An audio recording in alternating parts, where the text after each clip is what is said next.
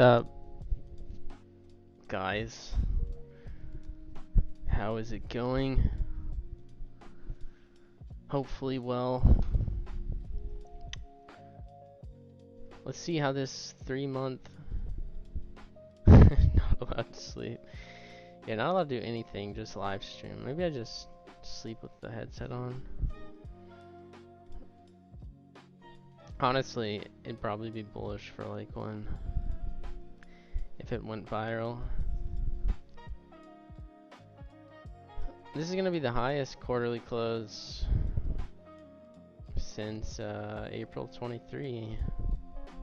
And honestly, this Q3 is the most basic. It's the best performing Q3 for Litecoin since July of 2017.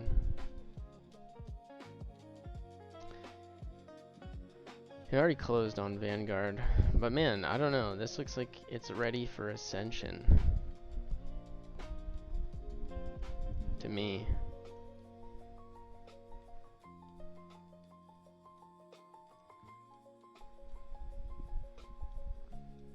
It's always been Q4, Q1 for LTC.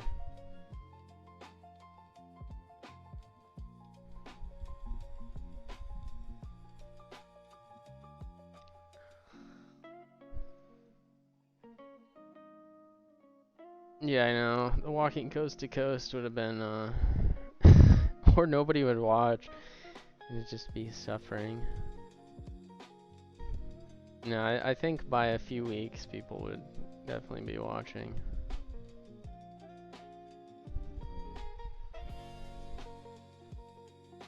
That's something that John Kim would do. Make him do it.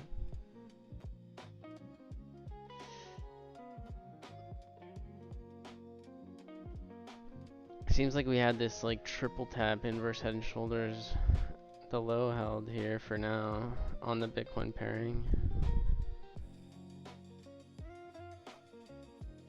But would ideally like it to start moving quickly.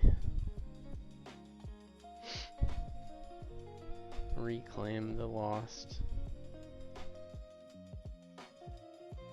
trend line here.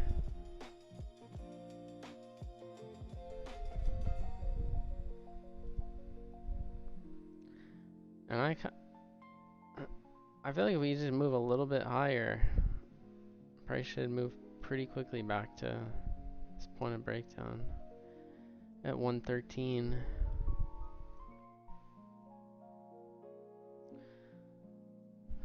But Litecoin moved better than a lot of other coins today. It's up 1.5% against others, and this looks like a rounded bottoming structure. Just need to break out of this descending trend here.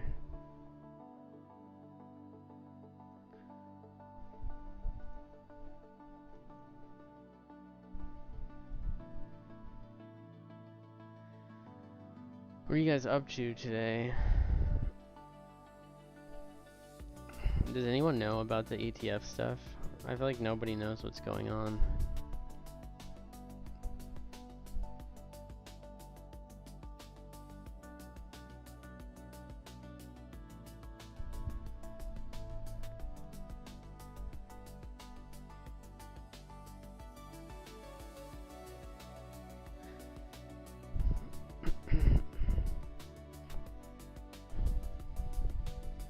Let's check out CoinGlass.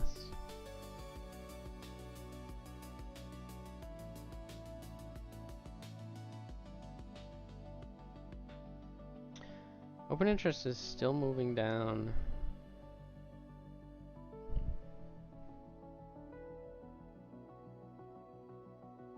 Funding rate's still like slightly below neutral.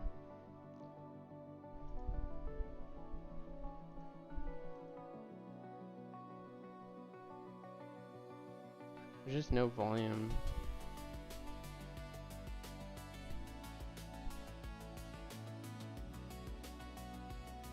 This is supposed to represent market buys versus market sells. So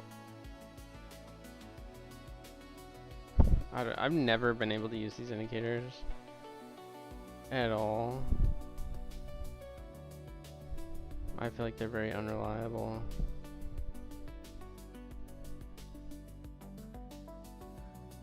If you are seeing higher lows while you're getting market sell pressure, that can be interpreted as bullish.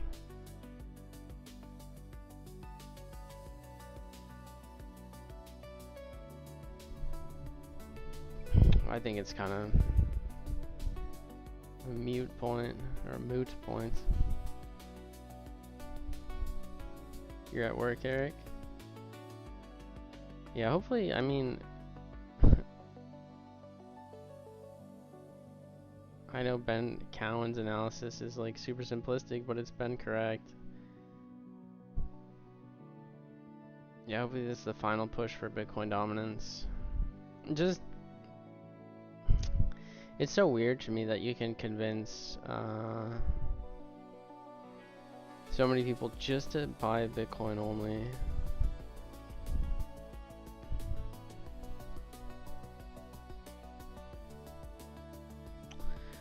When there's no fundamental growth,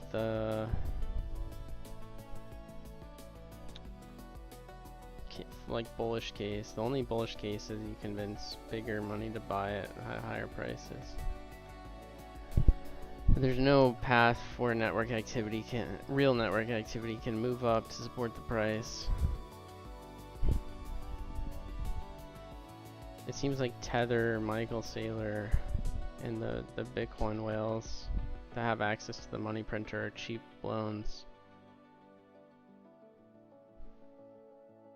Just love BTC. I haven't looked at Tether dominance in a while. Let's look at USDT alone. It's going vertical still.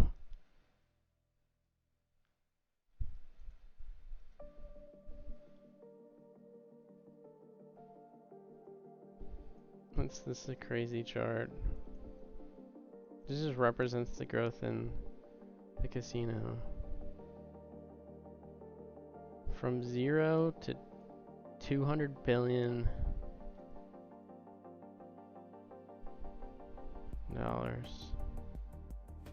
Crazy. Those guys are making so much money. Jesus.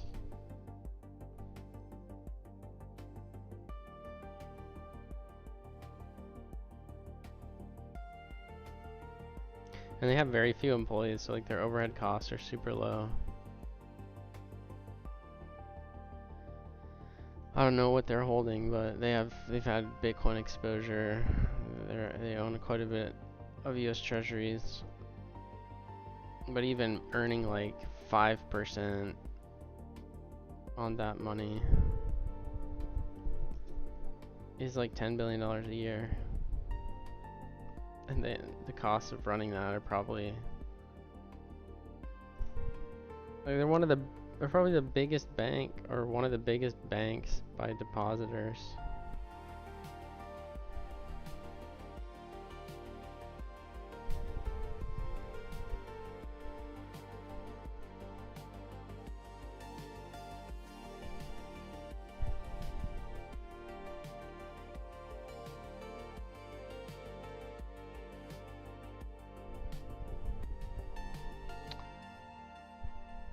JP Morgan Chase holds more than 2 trillion. Okay, well they're not like top 3 banks, but they're up there. What's up, MK?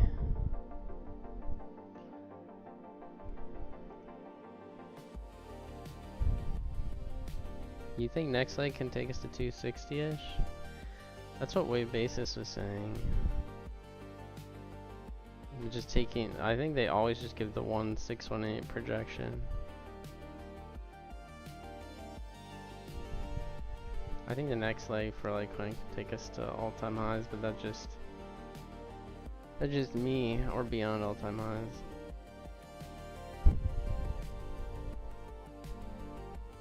But I think, yeah, they get this target by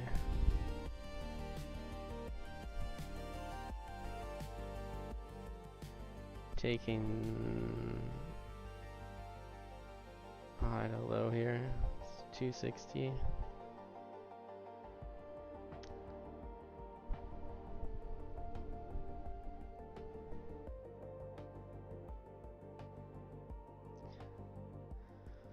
I think this can extend like to the 261, 630 and retest all-time highs.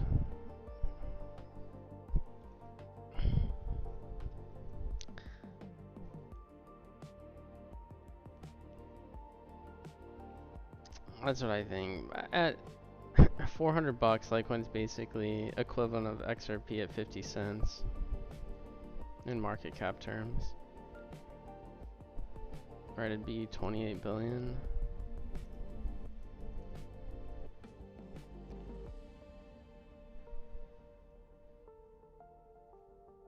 I shouldn't take LTC-USD.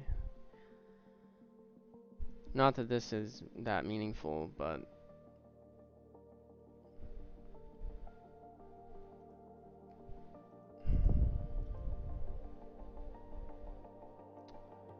yeah, Litecoin at 27 billion is above all-time highs actually.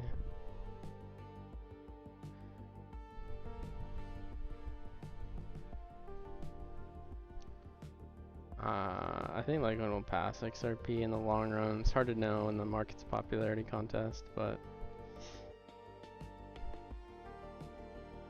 let's see a blow off on Bitcoin, then I think all of my assumptions come true and Litecoin pumps to the moon.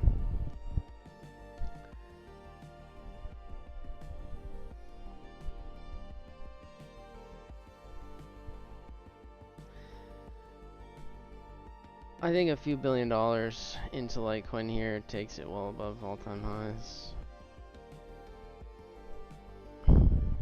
If it comes in a shorter amount of time from like reflexive institutional flows.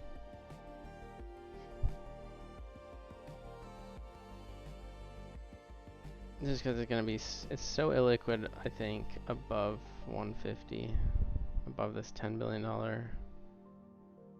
area. We'll have some resistance, I'm sure, at the previous highs.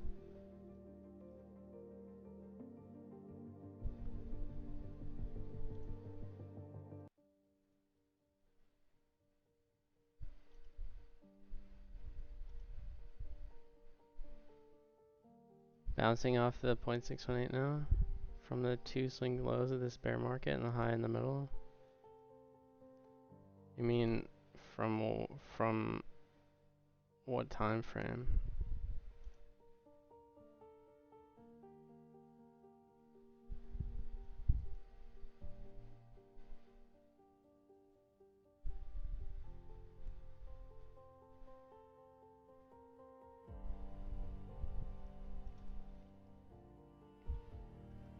I mean, if you take the whole range, where's it at?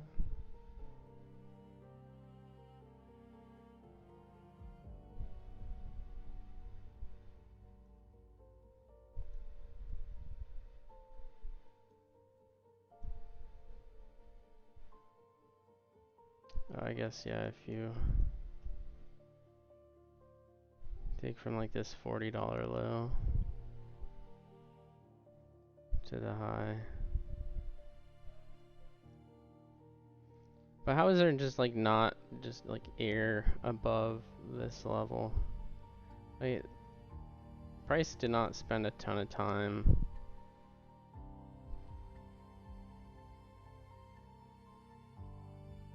chopping around here. Like 180. Yeah, like 250 and all-time highs, but we'll have to see what the flows look like. I just think Litecoin's more illiquid than it ever has been. If we get a blow off on Bitcoin and the migration that I know is there that can move, we'll 10x the price in a very short amount of time. And all the resistance levels that traders are watching would just get blown through because it's organic fundamental demand to use the chain. It's never mattered in crypto.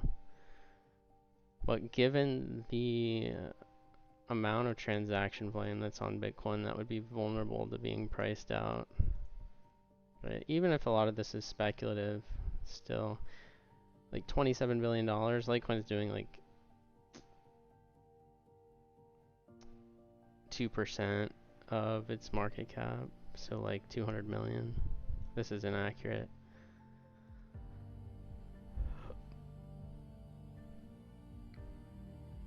But you can price out a lot of these $10,000, $20,000 transactions, which should be significant if its average transaction value is 48,000. You know, I think, I don't know, 10% of this can migrate to Litecoin. Absolutely moon the price, change the narrative, and then speculation. Top of it. That's what we need to see. That's the way Litecoin pumps 100x from here.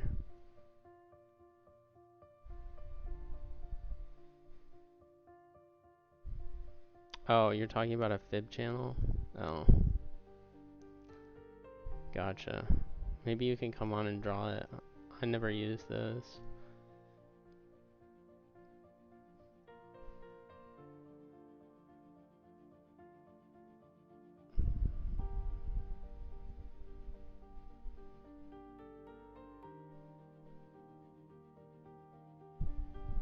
Where would I sell? I mean, let's try to sell within the... Nick, you should come on here and show me what you're doing. I never used these, like, channels. I don't even know how to draw them.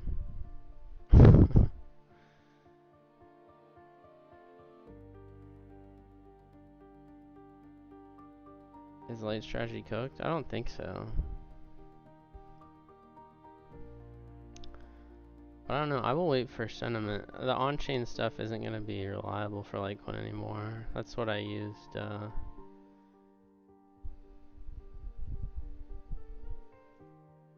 previously. I'll just probably be taking profits after the first higher time frame move. And I want to see if we get this transaction migration from BTC, then the floor to me is way higher because I don't think that ever leaves. I will never sell all of it because I don't know. Like, if we see real evidence of higher value transaction migration and adoption, it can continue higher for a long time.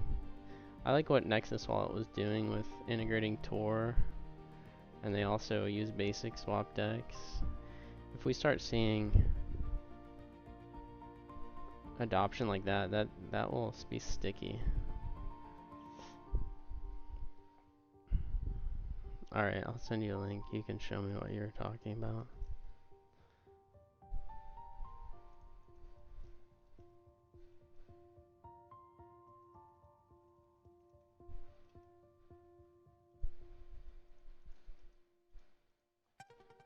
Alright. Invite.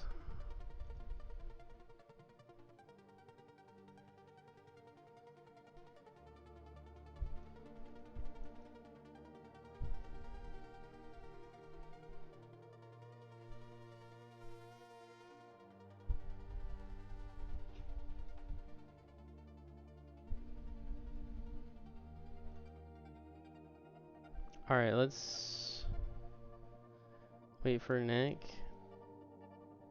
to join us. I just got a message of Aztec confirming he'll be on here Thursday. I think it's at 7 or 8 p.m.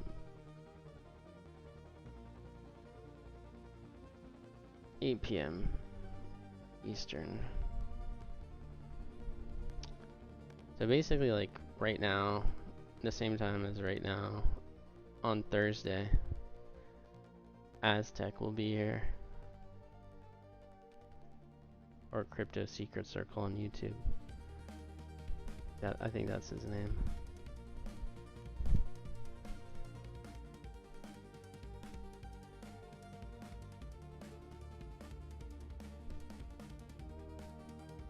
Did Nick join? Let's see. Nope, not yet.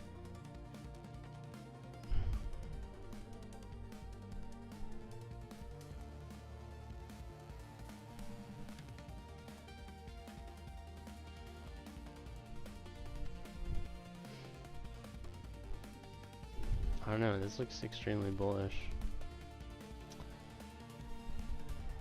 God candle this 3 month. This quarter Q4. Let's see, biggest candle in Litecoin history in my opinion.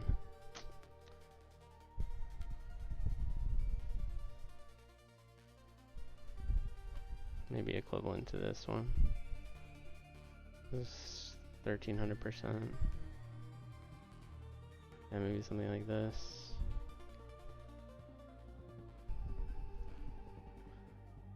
Alright, let me request your mic, Nick.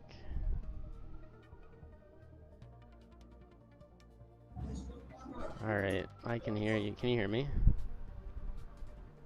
I can hear you. Nice. Alright. Let me add You see my screen? Yeah, I just gotta add it. 1 sec.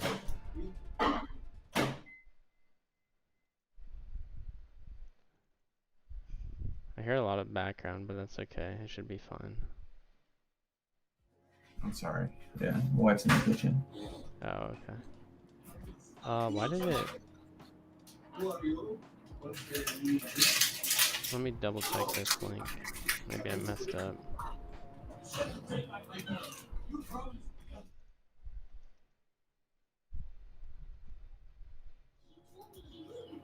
What the heck?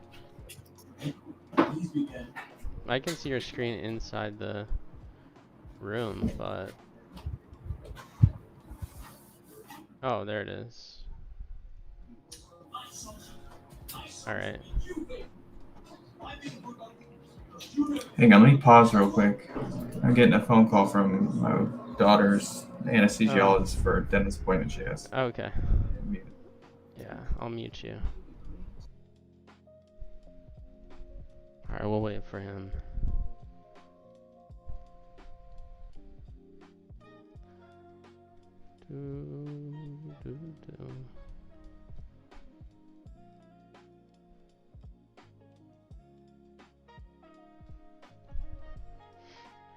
I have the feeling that if we're gonna get a blow off, we're gonna see cryptocurrency's worst bear market ever. And I think you'll have a lot of time to accumulate. I'd be worried about just having enough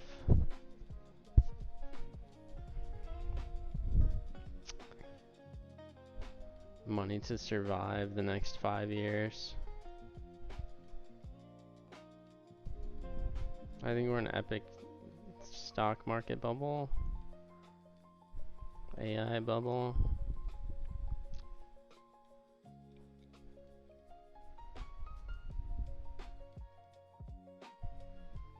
And unless we see a dramatic change in like Litecoin adoption as a money and very rapid growth there, then I think speculation, like if we're gonna start rallying here, it'll get way ahead of itself.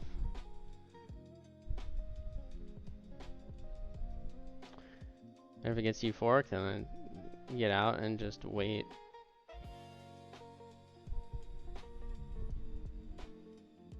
Wait at least a couple years.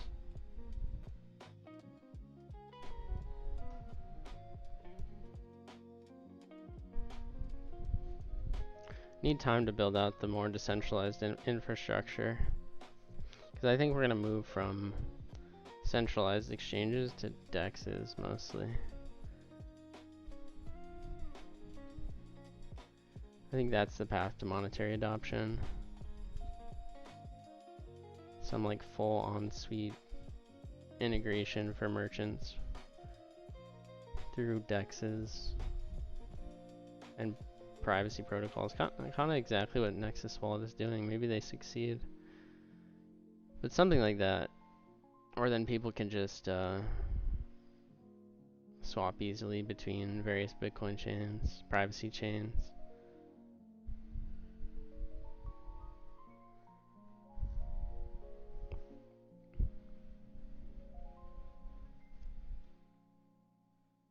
Maybe next time. Okay.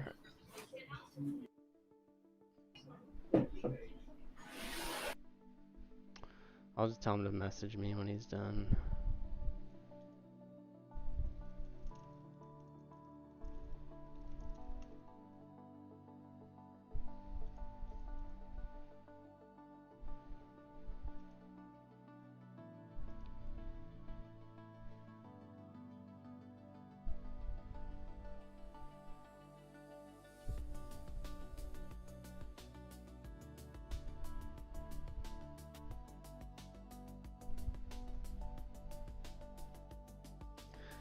I don't know. For me, I've never relied on technical analysis, and I've done alright. The only trade I've really had this whole cycle is LTCN, but I managed to sell within a week of the top. And I was scared about the top in Litecoin in 2021 and Bitcoin. Created an account to talk about shorting Bitcoin in November.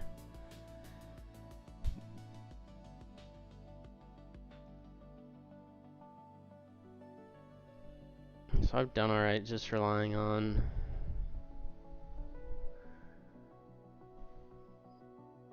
macro signals, on-chain signals, and like technical analysis third. Maybe sentiment actually is number one.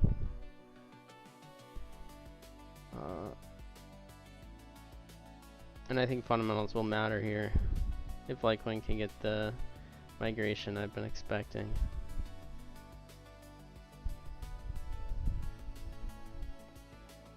Oh. Nick, are you there? Yeah, can you hear me? Yeah, are you ready? Yeah, sorry about that. Oh, it's all good. I just had you muted so I couldn't hear you if you were done earlier or what. But you were talking about this 618 level that it's been rejected from. Yeah.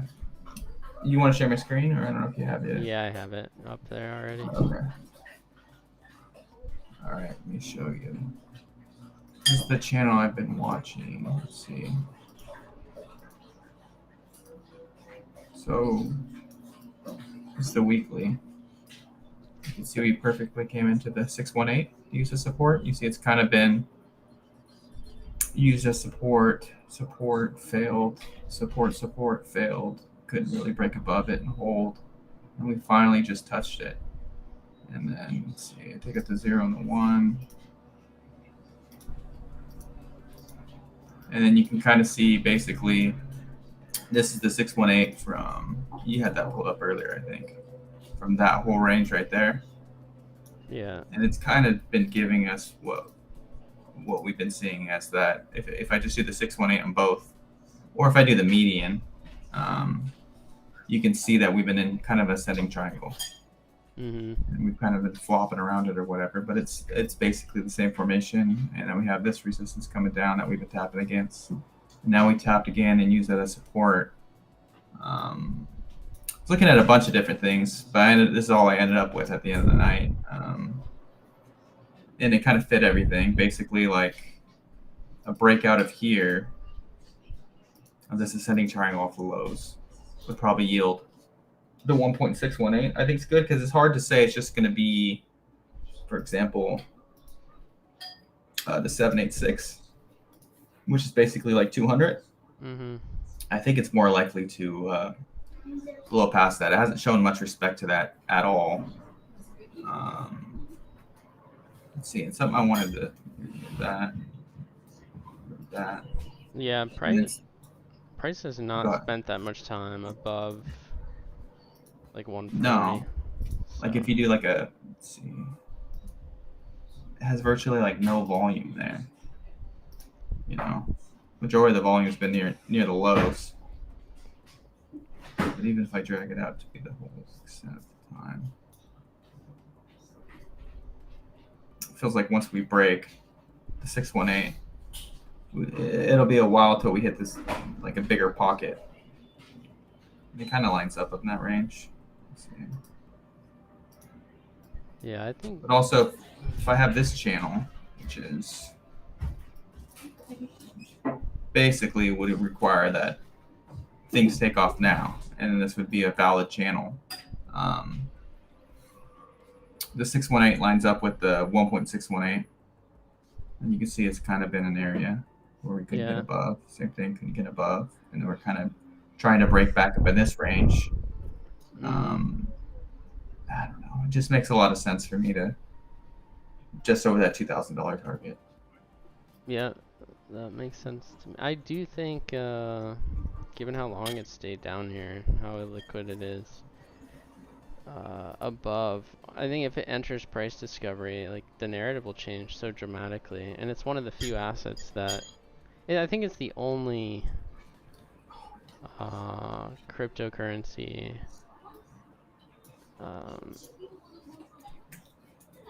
that's spent this long at this low of a range with improving monetary growth. So it's weird. I don't know how more traders haven't seen like the fact that most of the highest performing altcoins of previous cycles kind of did the same thing, where they didn't move for years and then rallied late and outperformed. Capital seems like it concentrates. Like if we get rotation from equities or crypto finally is in the spotlight, and Litecoin's pumping, it would be the best conditions. It does seem like money concentrates into a few winners, because the like people can't have their attention focused on like 10 different coins. I don't know. In 2017, I guess was a little different, but those were like super micro cap coins at the time, and a shit ton of new money just running into the market. Now it's a little bit different. So, yeah, that 1618 lines up with Tony the Bull's chart. I think that's exactly what he was looking at, although he didn't have the channel drawn as well. Yeah, this channel, same thing, kind of off the lows. It ran right up to the 618. Well, it ran right up into the highs, and it's kind of right now been holding the 618. I'm just trying to compare. Let's see. XRP to Litecoin. Oh, it's gonna be my old. What if you compare XRP from 2015 to 2017, like, and take the same kind of fib levels? Because it did what Litecoin did this cycle of spending a lot of time. Not quite as long, but 2 years, like hanging around down at less than a cent. Oh, jeez, it's ugly.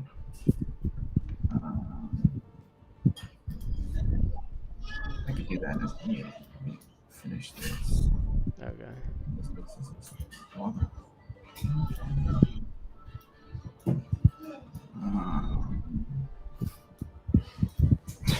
candles are so ugly. Yeah, I'll change this to white, maybe. Oh, so that looks better.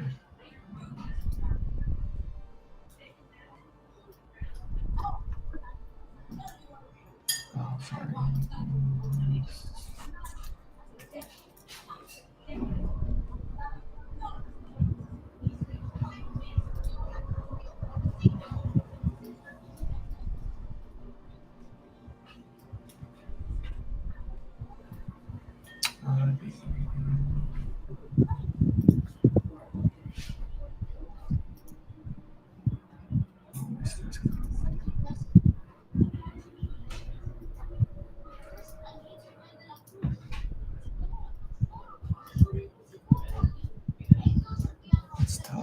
actually I'm doing it differently here.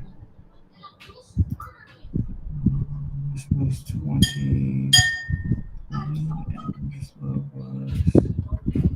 No, that's the same low. Yeah, that's actually the way I drew it on XRP. This is actually the same coordinates. Yeah. I did different ones on the other one, and then let's do the fetch real quick.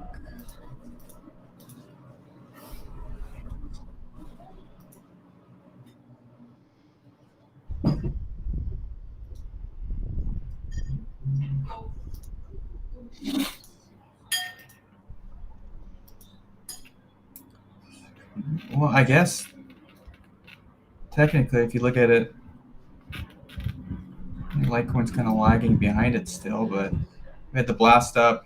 Litecoin was weaker than XRP.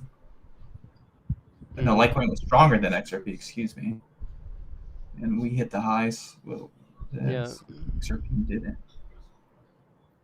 And then we had the, what's its date where we had this tap?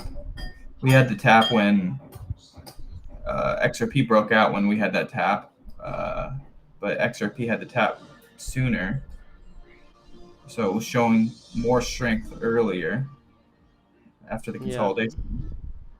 And then once it had its break, it pretty much ran the highs in the 618, and it virtually looks the same where it would, pull up the same charts where it would be the same pattern, I don't know. That's why it's confusing when people are bearish XRP when it has literally like almost the same chart. It's like, yeah. So that would basically be a shot right to the highs. I mean, everything so far has been virtually the same. And I don't know. Let's see if the big break was basically when we broke this descending trend line. That's when pretty much. Let's see.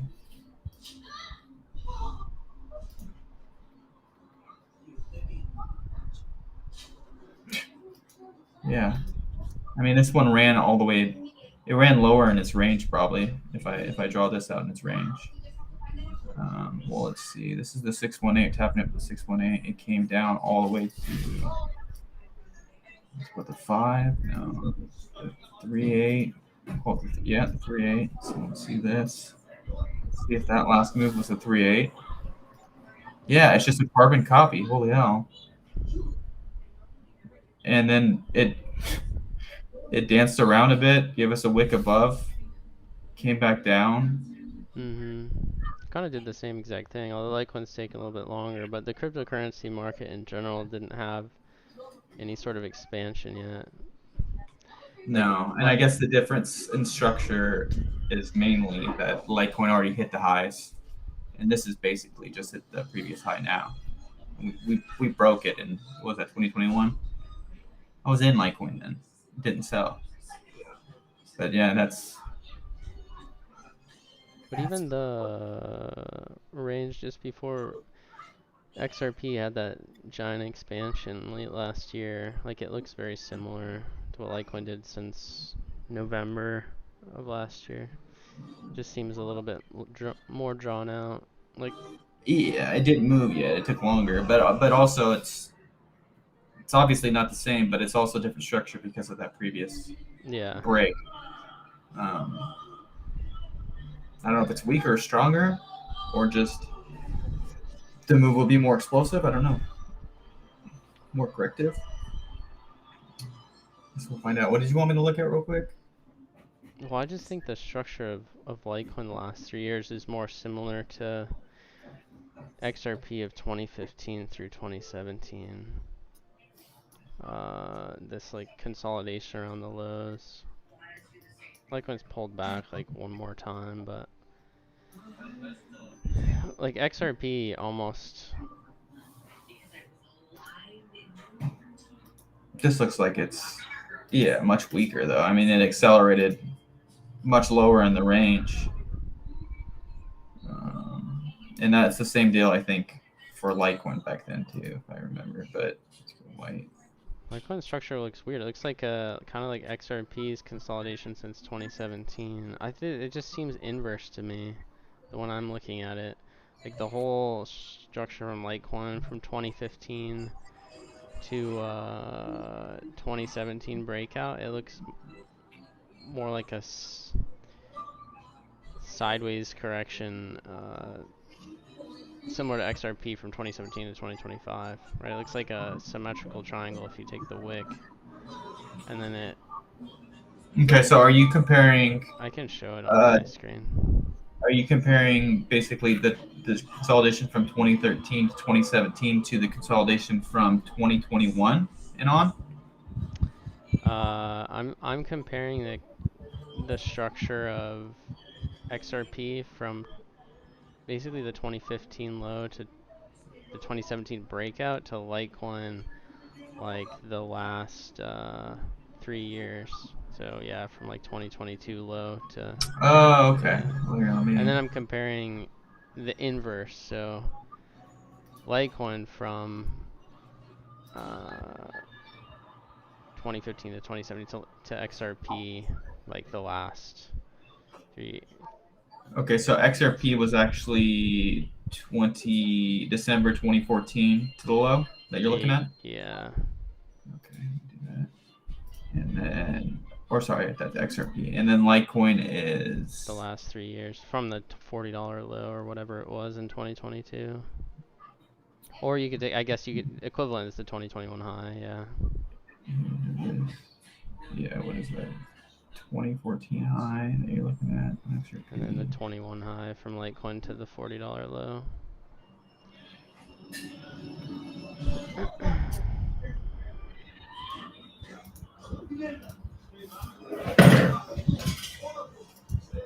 What was that?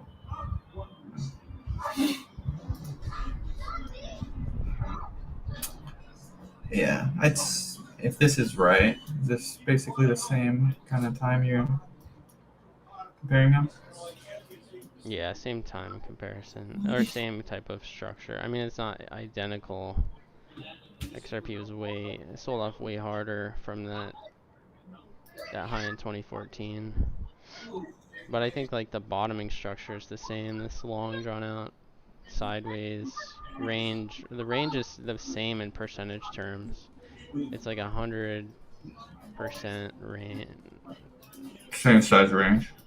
Yeah, from like 0.005, so like half a cent to 1 cent is where XRP was consolidating, and Litecoin is basically between 50 and $100 for 2 years. Before it had that massive extension. Litecoin's meandered around a lot recently. That's why I thought we were gonna break out last year.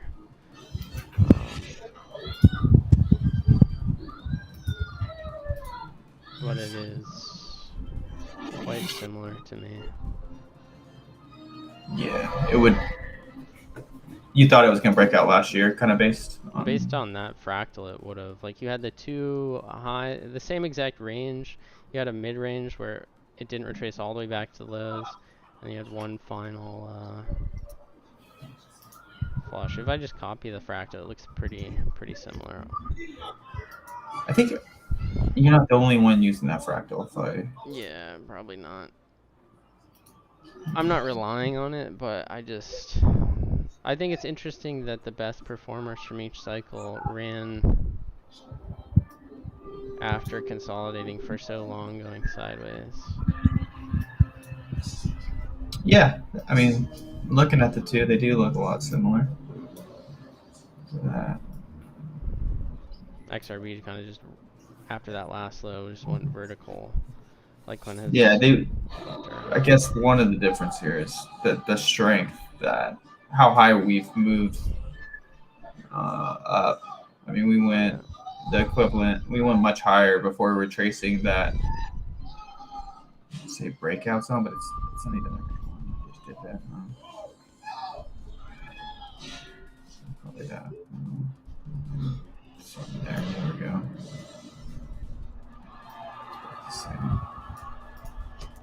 Yeah, that looks similar too. I mean, it would be better if we had a move. Yeah, for sure. Oh, take that. What is that even? XRP. What does that even run, dude? Is that like 3 on the fib retracement of that range? What is that?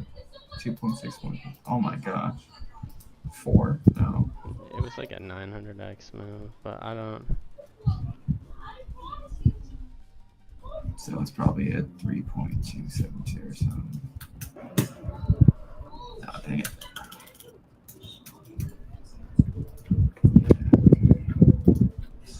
Whoa.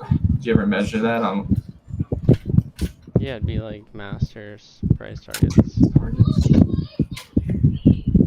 Yeah. The equivalent of like. Those are kind of your price targets too, right?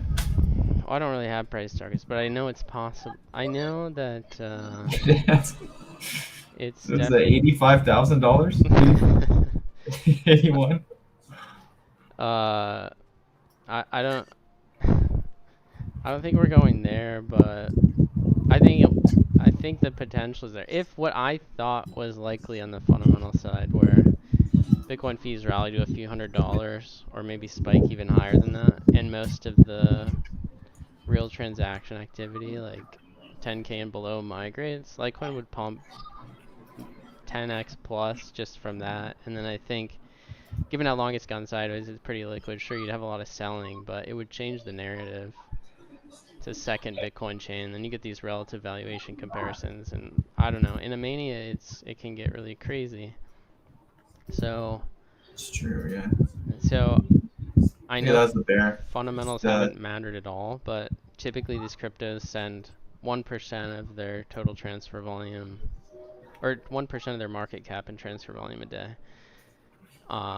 And if there's a couple $1 billion that can migrate, you know, Bitcoin's sending like 22 billion a day or 27. It ranges from like 20 to 40, but take 10, 20% of that, which is possible because average transaction volumes are like 40K. And there is, when I was looking at this, like $3-4 billion that, you know, could get priced out of the chain and likely moves to Litecoin. And that would pump it to a multiple $100 billion market cap, change the narrative. And what would the market cap be at? Like $84,000. That'd be like Bitcoin equivalent of 270K or 300K. I don't think we're going there. Is it 3 to 4 trillion or something like that? It would be, yeah. That would put the bear market low at like $1,600. Yeah, I'm not predicting that. I'm saying if these dominoes fall the way I thought they would, Litecoin can get crazy because there's nobody in crypto Twitter really owns it. Nobody in the market does, and it's been accumulated for so long. If the network activity pumps this extreme, plus you have ETF inflows, it's like going from a $400 Bitcoin to like today's valuation Bitcoin, but it's designed to take on that activity. So I don't know. We'll see. I'd say it definitely looks more like that. To me, it just looks exactly like the same structure, but you know, if I do the actual time of XRP then and Litecoin then, it's pretty much identical, right? Well, the way I see this, it looks. Here, I'll show you on my screen. Litecoin ran harder in 2017, huh? Well, not in percentage terms. It was up like 100x from that $4 low, and XRP is up 900x from the half a cent low. But based on the fibs you're taking, yeah, I guess. Well, let's see, just based on from when it broke up. XRP was 70. But that's just because. %. Yeah, it was like 900x. Like literally from half a cent to $3.30. It's like almost 1,000x. half a cent to 350. But what I'm saying is Litecoin's consolidation from 2015 to 2017 looks way more like a symmetrical triangle type structure, just like XRP looked the last 8 years. It was Yeah. sort of these converging trend lines. Litecoin's been hovering at the bottom of the range for so long. It looks way more similar to me to XRP from before it had that crazy move. And same with Doge of 21. It didn't. All the best performing assets consolidated forever at the bottom of the range and then exploded. But Litecoin's fundamental story, if we get there and the other circumstances I'm talking about happen, then yeah, people will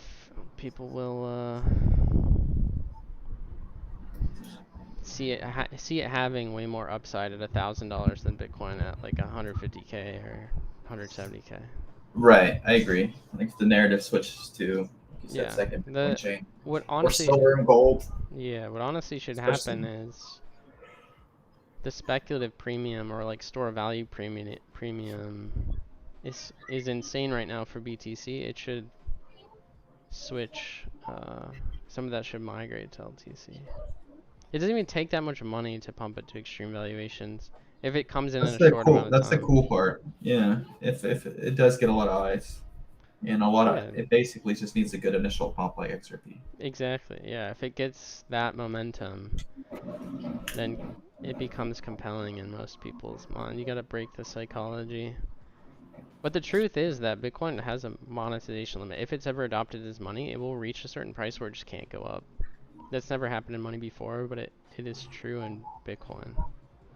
Uh, I know eventually if this market develops, people will figure it out. Maybe it takes forever, and maybe it never happens because it never succeeds as money. But if it does, it's guaranteed, and then people will arb security for cost on these like chains and drive these prices very similar, right? It's like if you can get the same exact value prop from another thing, but it costs you 100 times less, you're definitely not going to pay the premium just because you want to give your money away. Like it just doesn't make sense. I agree. So yeah, it's got a ways to go. I thought it would happen this cycle because of congestion, but that's the way we get to like 30K. I'm saying if that speculative congestion doesn't happen, we don't have a blow off in Bitcoin, then Litecoin will rally just on speculation. And I don't think it can get Maybe that's when it's like super crazy. 2000, Yeah, 2100. yeah. Yeah. We gotta destroy the dominant narrative, and that only happens from what I'm saying. All right, man. I gotta get going. Yeah. All right. Thanks for showing us that. Appreciate it. Yeah. Thanks for having me on. I hadn't done that in a while, and to me, it looks definitely a lot like XRP current, but it does also resemble the 2016 too, and that's Yeah. also was my case, my base case, my most hopeful case. But I guess as time has gone on, I've got more pessimistic on Yeah. We'll see. the valuations. I think it depends on this next move, right? Whether this higher time frame breakout happens violently or if it's Yeah. not as big. Either way. Yeah. So basically, if we fail to break 300 versus we run at the previous highs, Yeah.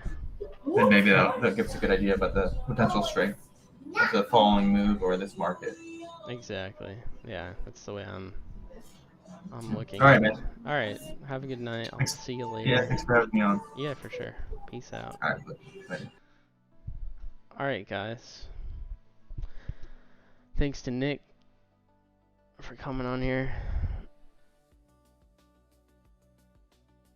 But yeah, what I was trying to say is that Litecoin from 2017 or 2015 to 2017, I don't rely on technical analysis again. I just something to talk about. But this 2015 to 2017 price action for Litecoin looks a lot more similar to XRP like the last 8 years. Right? It's like a very symmetrical triangle type structure converging towards this midline, and then it breaks out. But then the inverse is also true. So Litecoin from the 21 high versus XRP from its 2014 high looks the same to me. You had like multiple years of consolidation sideways off this low. Litecoin's gone a little bit longer, but it's kind of the same idea. Like initial deep retracement, lower high, bottoming structure here, sideways, and slightly up for 2 years. Litecoin's been 3. Before that vertical move.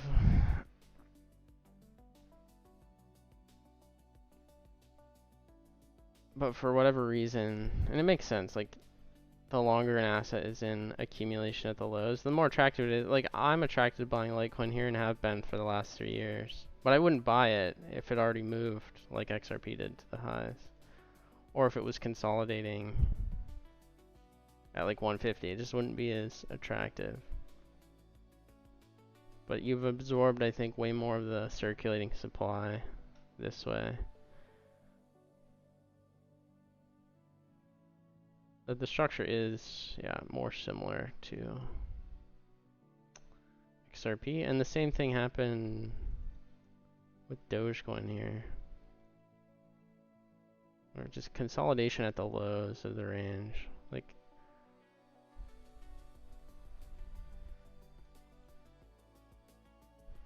below the 618 level. Or at least the 50% level if you ignore the COVID wick.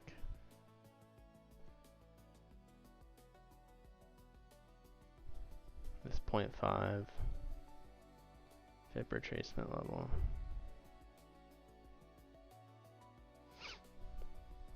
And then vertical moves.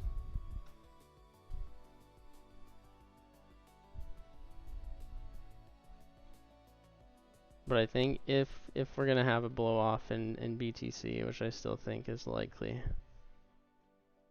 no way the fee levels don't go to all-time highs from long-term holders taking profits. They have every other time we've had a blow off. And if you had ordinals and runes, which are still being minted, it could drive congestion further.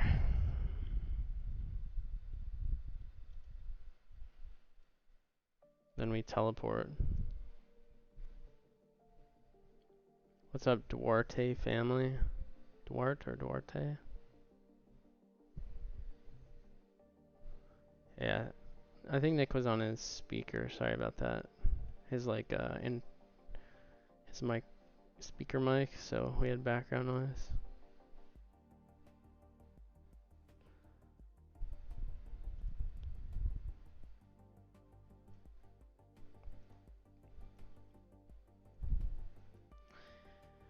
Usually these quarterly candles open with some type of candle fill, wick. Almost all of them. Or maybe it moves down a bit before this takes off.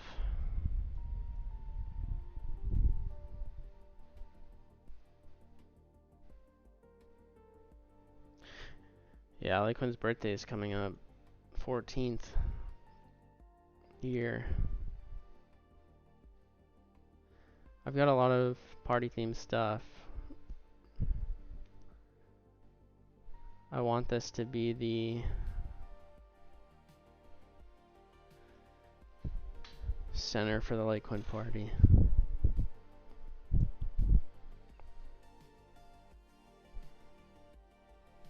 So let's make it happen.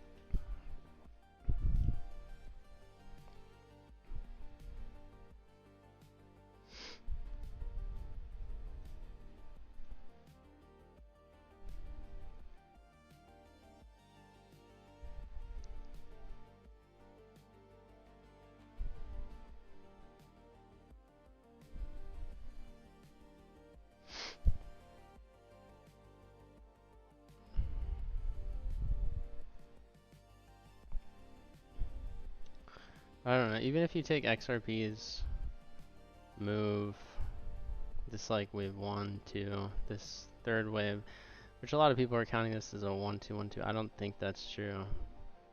But it extended to the 3, 6, 1, 8 here. If Litecoin had the same extension. Wait.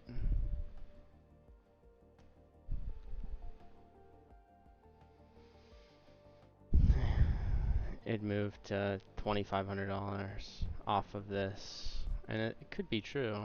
It's wave 1, 2. A nested 1, 2, and then we're about to see expansion. The structure is pretty similar as well.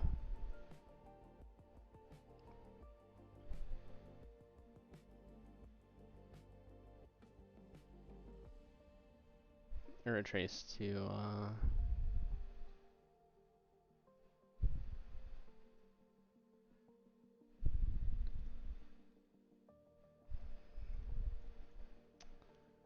about the same level.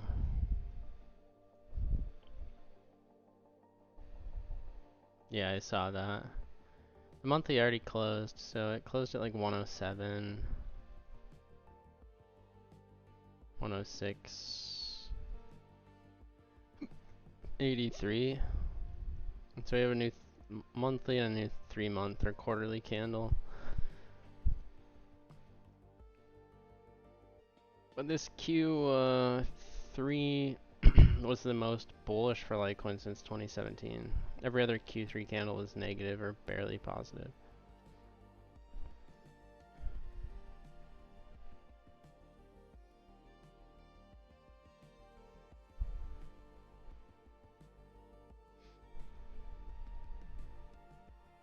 It'll probably take a little more time.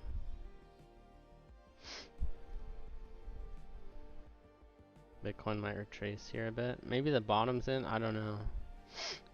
Either form a high or low here and take off, or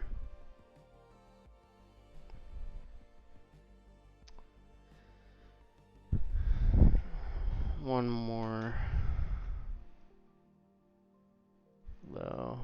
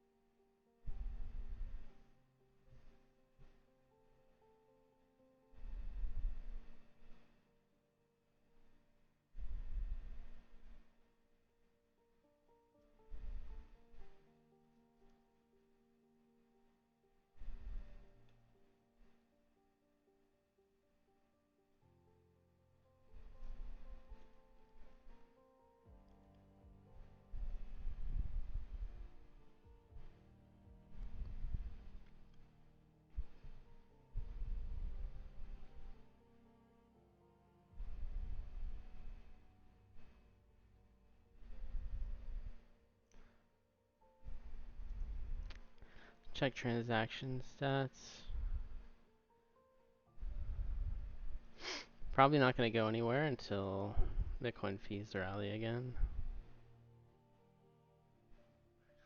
But we just need another 100% move, which happened on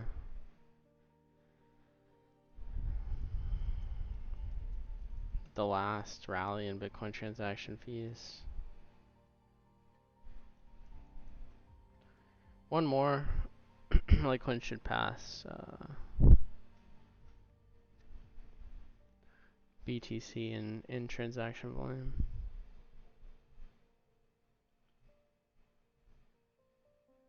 You won't be satisfied with anything lower than a 20x? Yeah, same.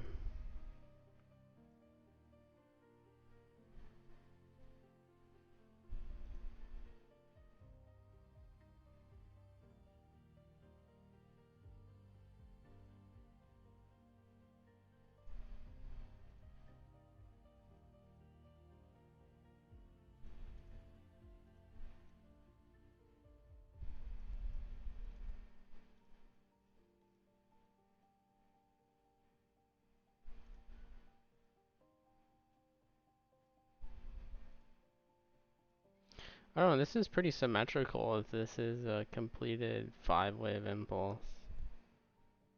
1, 2, 3, 4, 5.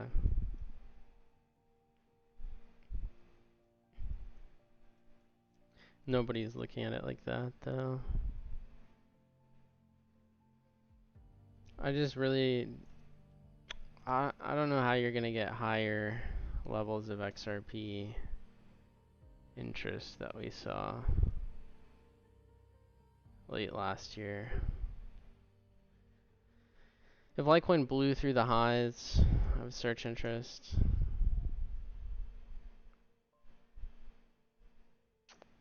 price going way higher.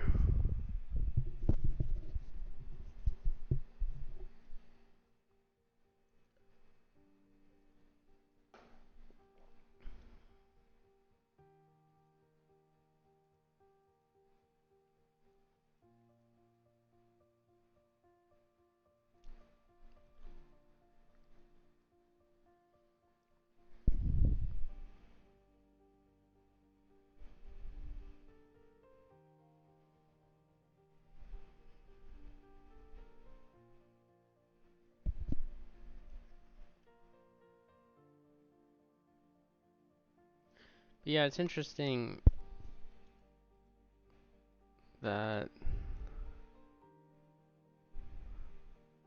the CTO of Ripple retired. Brad Garlinghouse had a wedding. Google search interest, social media interest for XRP made significant new highs, but price didn't. But all the chartists are super bullish.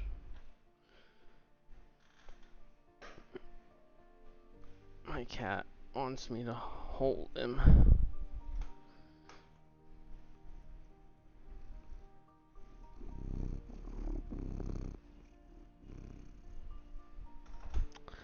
Alright, Fernando.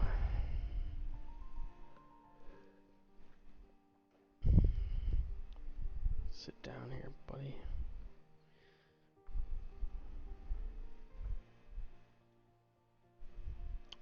Yeah.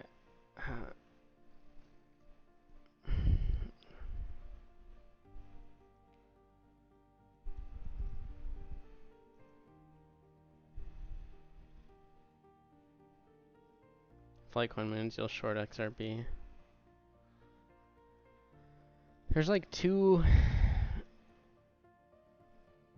distinct. Yep. There's like the trader crowd that's super bullish, which I guess I can see why it's holding up decently well. But I don't see how much more valuable it is than when it was down here at 5 or half a cent. Like Litecoin is pretty easy to justify the increase in price. I think 2017 got really crazy, but at least most of the growth in the Litecoin network has been organic, and the path for future growth is really high. With XRP, it seems so risky because I don't see any evidence of growth. I've just seen growth in speculation, people buying it. I don't understand how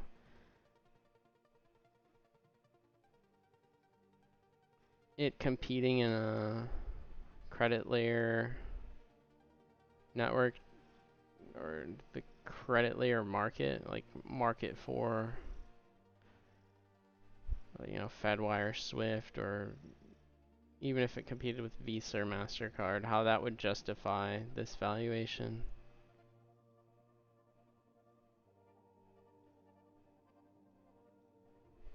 It seems like it's totally dependent upon political influence and ability to generate hype through marketing. It seems like you just have to convince you have to convince traders or just morons. I don't want to say morons, but like anyone who puts out videos that like the XRP is going to $1,000 are morons. or they're paid.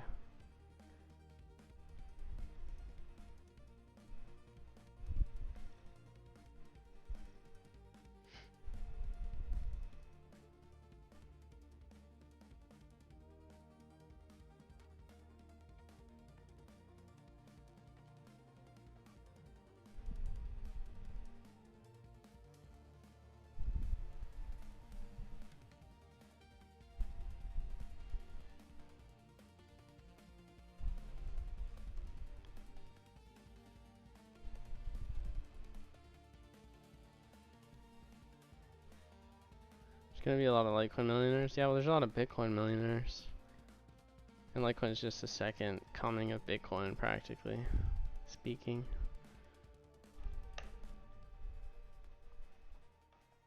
So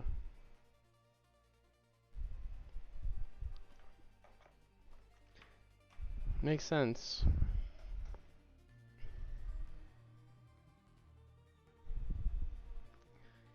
The unique thing about Litecoin is it's at like 2017 levels of Bitcoin adoption,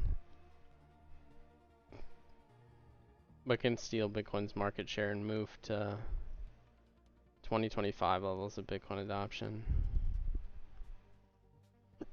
in a short amount of time.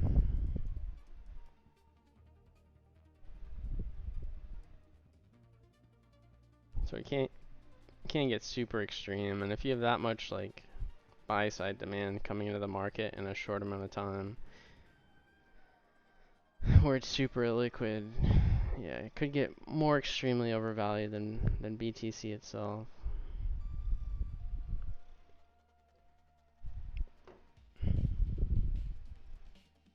Yeah, NBK, I don't know, that the ETF might get, who knows with the new rules, like how long that takes. And really, I don't think the news will bring price increase. I think more likely it's just the inflows from the ETF itself taking up the supply, and then when it breaks out, if we get a pretty significant move above the highs, then you'll get a lot of chasing.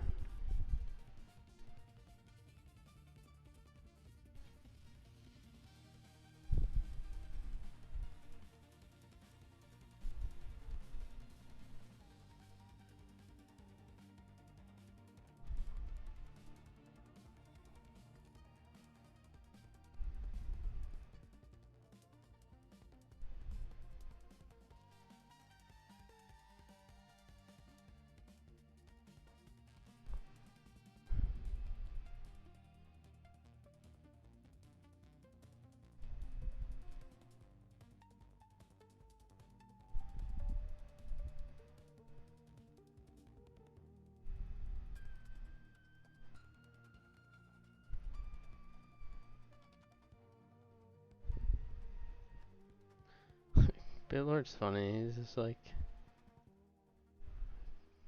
never can take him serious, but actually what he's saying there makes sense.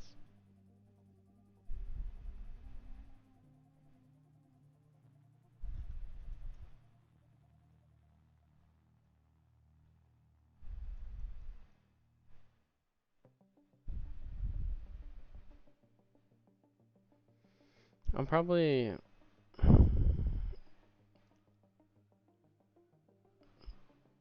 did I see the new Satoshi film? No. 5-15 minutes. I don't know how long I'll stay. How long has it been? Like it's been like an hour and a half already. If you want to jump on for like 20 minutes, I'm down.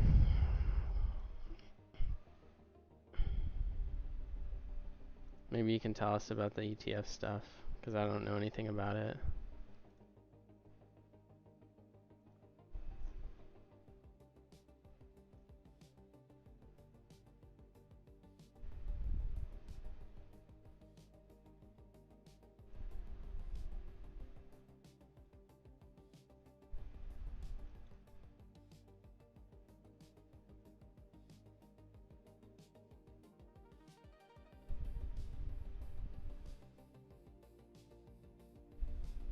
I'm gonna play some of my other music.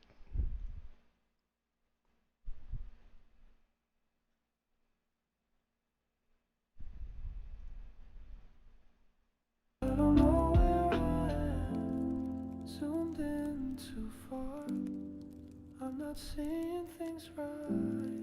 I don't know where we are. I don't know where you are. Prophesized all that I've done. Each of my moves match with the stars. Everything's planned down to the core. Yeah, should it be anymore? So why can't I get this right? Why can't I get this right? Oh, why can't I get this right? Oh, I've been studying all night.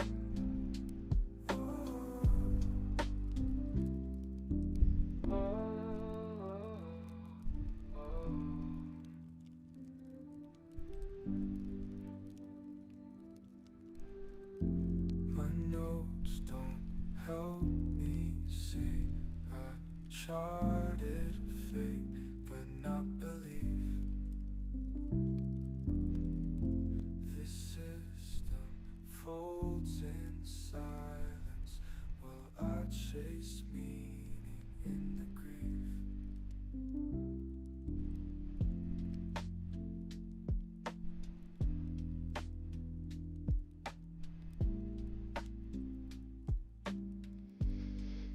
Alright guys, we'll just have to wait and see.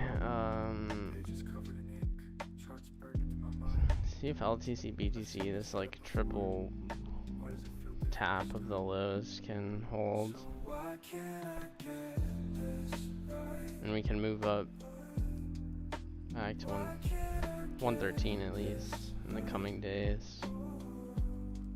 Just sitting here.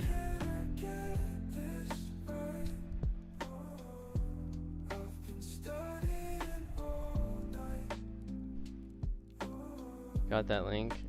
I'll probably only be here for like 15 more minutes, but you can, yeah, I can send you the link. One sec. Here, I'll send it to you, Master. I just sent it in the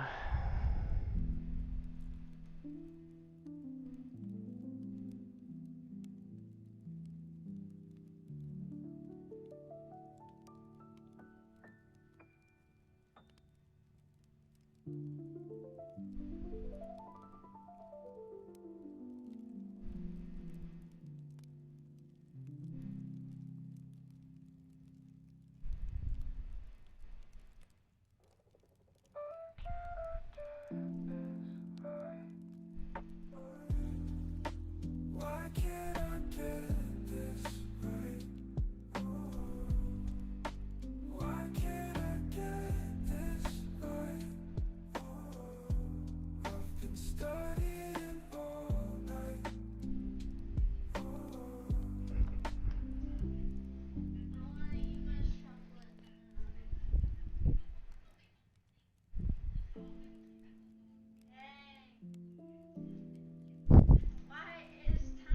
I left you one bite.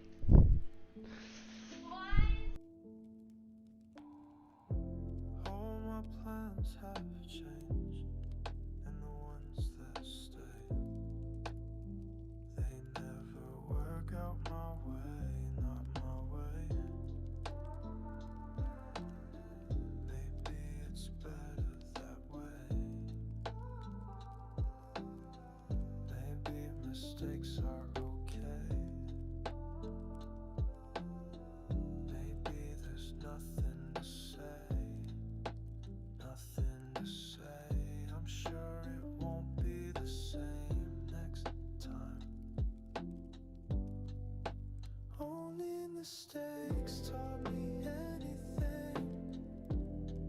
I'm thankful for the hard times. Everything that I've been through. Even the bad.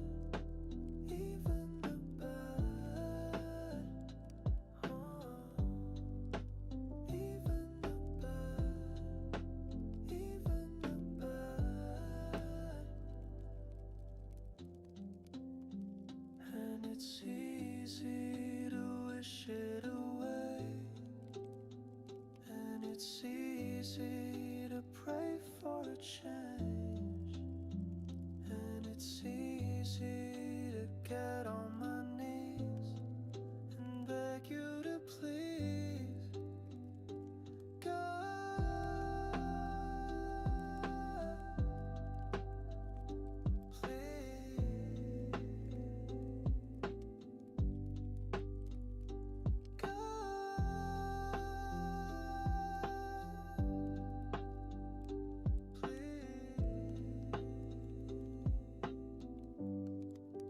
only mistakes taught me something. I'm thankful for the hard times, everything that I've been through, even the bad, even the bad.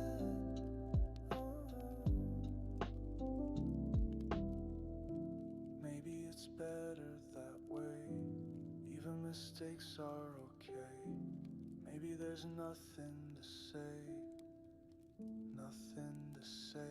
I'm sure it won't be the same next time.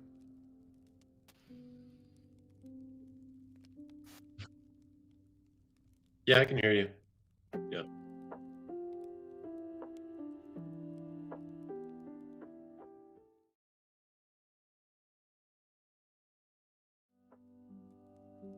Well, it didn't go the way that I Okay. hoped it would. How's it been going? I haven't been paying attention. Don't mean that it's gone Oh, it seems You good? like it's going pretty good. Yeah. The people in the crowd, they just Awesome. misunderstood. That's Yeah. good. We're just hanging out, talked to Nick for a little bit. Maybe I All right on. convinced him to look at the higher price target possibility. For Litecoin? Yeah, Okay. maybe he'll come around. I mean, this thing's getting super tight. I mean, it's the last dump really didn't even come down below 100. Yeah, I know. It's been a relatively shallow correction. So, Mhm. Yeah. Good to see. yeah, if we can get this move off the lows, would be nice. Yeah, it would be. Yeah. Definitely. Okay, so yeah, earlier I was looking at I just got on my computer, so I was going with whatever I see in front of me here, but this is dominance, and so I think this is the 120 day, or yeah, probably 120 day moving average. So anytime the price is below the 120 day, you kind of see this blue shaded area. So what Ben Cowan's been looking at, which could happen, we'll see, but is basically in Q3 dominance for Bitcoin. You see here in 17, then also in 2020, yeah, 2020, yep, looks like, yeah, dominance did rise for Bitcoin, into Q4. These two previous cycles, but this one's a little bit different because we're actually we're already into that. The last, the 4-year cycle potentially. If it was to happen, it would have been 2024, right? Yeah. If it Well, no, this was in 17. the end of 17. Yeah, so it could be like 17 potentially. But the way I see this though is like, yeah, maybe. But if you're in Litecoin, that's a lot of risk because this thing could just start. This could roll over now, and if you just. And what I did here was I just took where it broke down from the 120 day down to like the full move, and I drew a channel here over, and I crossed it right where it broke down here, just to show you like what the potential move could be like if dominance for Bitcoin were to drop. and when I say this, when I'm thinking this drops, I'm not thinking it's other altcoins that are contributing to this. I think this drop is going to be just exclusively because of Litecoin, It'd and have to which would move be, up a I mean, lot. what it'd be a lot, right? If it was Well, 20%. yeah, even if How much would Litecoin that moved be? up 10x, the Bitcoin dominance by itself wouldn't move very Point much. two. It would move down Yeah, like so 2%. So two 2000. So if yeah, so that this move right here would basically mean that Litecoin gains 400 billion. Does that sound about right to you? If dominance uh, of Bitcoin went from 58 to, well, I guess we would just say with the whole market cap. What is the total market cap? Is it 3 I don't think billion? dominance would move that far just by Litecoin moving up to 400, 400. 500? If it was solely Litecoin, it would take a lot more. Okay. Because that's like a So I could, 50% reduction in Bitcoin dominance from the highs. I do think that Bitcoin dominant, I don't like the metric because it's just compared to all the proof of stake stuff, but I do oh yeah, think you're right. Yeah. Bitcoin dominance against proof of work alts or Litecoin specifically can can Hmm. move from like 97% to 50%. Okay. Um, Yeah. but I, So, well, if that were to happen, then that it means you're pricing the other proof of work chains at 1 trillion today. yeah, but it would be mostly only Litecoin because it's the second, like it Yeah. has the network effects to be second dominant. So yeah, Yeah. In that case, so then in that case, it would look something like this. yeah, I guess so. If it was at 1 trillion, which would Yeah. be Yep. like $10,000 Was that Litecoin 13,000? or yeah, Oh something like yeah, that. that's easy. Yeah, it makes sense. Okay. Yeah, so that's what I think is going to happen. Does Bitcoin pop a little bit? Maybe, I don't know. I don't think so. I think this trend is exhausted. I think it's rolling over. I think this was the fake out here in 24, where a lot of these other alts pumped. Mhm. And I mean, if Bitcoin were to, so comparing so then I compared where it dumped last cycle, where it went under the 120 day and drew a channel, right? So it's right here, and that would come down into, I don't know how I drew this, but which one's which? Do I have too many channels on here? There's that one. Okay, it's this one. I don't know. Oh, that's that one. Let's just look at one at a time. How about that? I'm not sure why I have a double there. Yeah, let's just do this right. Oh, I know what I did. Okay, yeah, I see it. Okay, so I drew the two channels. So here's this one. You see that one. So I just pulled it over here like this, just to kind of show you what's possible, right? What it's done before. So that would mean that Bitcoin comes down into the 39%. And if you look here, doesn't seem like it's not unlikely they could do that. It's done it before, you know. Each cycle has done it. It's been down into 30, the high 30s. So that seems plausible. Okay. And then you grab the other one, which was here. Yeah, that's about right. Here, let's shorten it up a little bit. Something like that. And we'll pull that over here. Same kind of move. Yeah. Again, it's back down into where it's been every other cycle, right? So it seems like Bitcoin is ready to lose around 20%.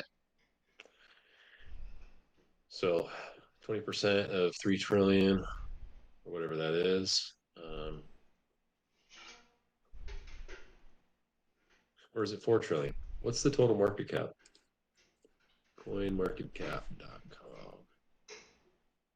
I guess we would just look at total three, right? Total three? Or is it just total? Just total. Total.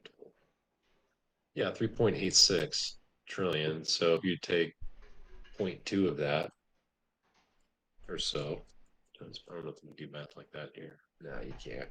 Yeah, you'd have to times it by 2 divided by 10, something like that.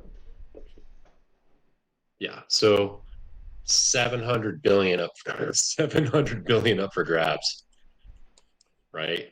That's a lot.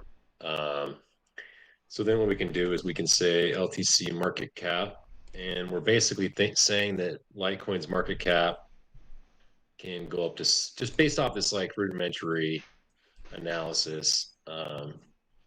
Let's do this a little bit better here. Let's do this. LTC supply times LTC USD. And we'll do Vantage right here. Then we'll go like this. Yeah, okay. So it's kind of interesting. I've never done that before. I just took 20% of the total market cap. And, Litecoin's never really gotten up that high, but if it were to do that, it isn't that difficult to imagine, especially the way it's been so compressed with what we've shown with other previous 100xers or more, So Litecoin on the bottom market cap, and I always like to do Litecoin yellow, and then we'll just do this one, different color. I don't know, whatever, let's do blue or something here. So we'll do blue like this. Okay. All right, good. And, we have some of the other, we have I don't know if we have new address. We have active addresses. We could take the Litecoin market cap network value model, which is, I think this one's been updated. We'll find out. Yeah, look at that. Okay, that's really cool. Are you still there, man? Yeah, I'm still This is here. cool. Yeah, check this out. I mean, I've never even done this before, but this is like all new. But the reasoning that Bitcoin is Bitcoin's going to lose 20%. I think, and 20% of the total market cap right now, and that's assuming it doesn't even grow. That's 700 billion up for grabs. Okay, and so you take that 700 billion, and I just overlaid. Let me turn this off real quick so you can kind of see it. Okay, so what I overlaid was this active address network value model and something else too. Transactions too. So total transactions and then also active addresses. And that's the ratio of Litecoin's active addresses against Bitcoin's active addresses adjusted for the total circulating supply times Bitcoin's market cap, right? So if Litecoin's doing 50%, it would equal 50% market cap of Bitcoin. Really simple. Like this isn't complex stuff here. It's just, hey, if it's 1-to-1 essentially, then it would have the same market cap. And the reason I think you can do that is because Litecoin is a clone. It's like a second Bitcoin. It has the same security model as Bitcoin. It is a Bitcoin. And you could even argue that I think in the future that it actually has a better security model because of Dogecoin. And we know Dogecoin is also probably going to be adopted in the future. I mean, Elon's super influential, and I don't think it's going to go anywhere, like going to go away. So that should only help the security of Litecoin and Dogecoin going forward, which Bitcoin doesn't necessarily have that today. So for me, you could argue that it's basically a clone. It's a second chain. Therefore, if it's doing equal, transactions or active addresses or activity or even value sent on chain, we'll look at that in a second too. I want to look at the value, the median value on coin metrics. So we'll go there after this, but just this model prices Litecoin in around 1 trillion. Okay. And we know that's not unreasonable. Why does it not go back that far? Oh, because of total 2. Yeah. Whatever. We'll go there in a second too. What we can do is let's just do this. Let's just do it. All right. We'll go like this. We'll add it. Let's go like this. Yeah, we'll add it. And then we'll just pick something kind of fun. How about BTC USD? index, and then we'll go to log.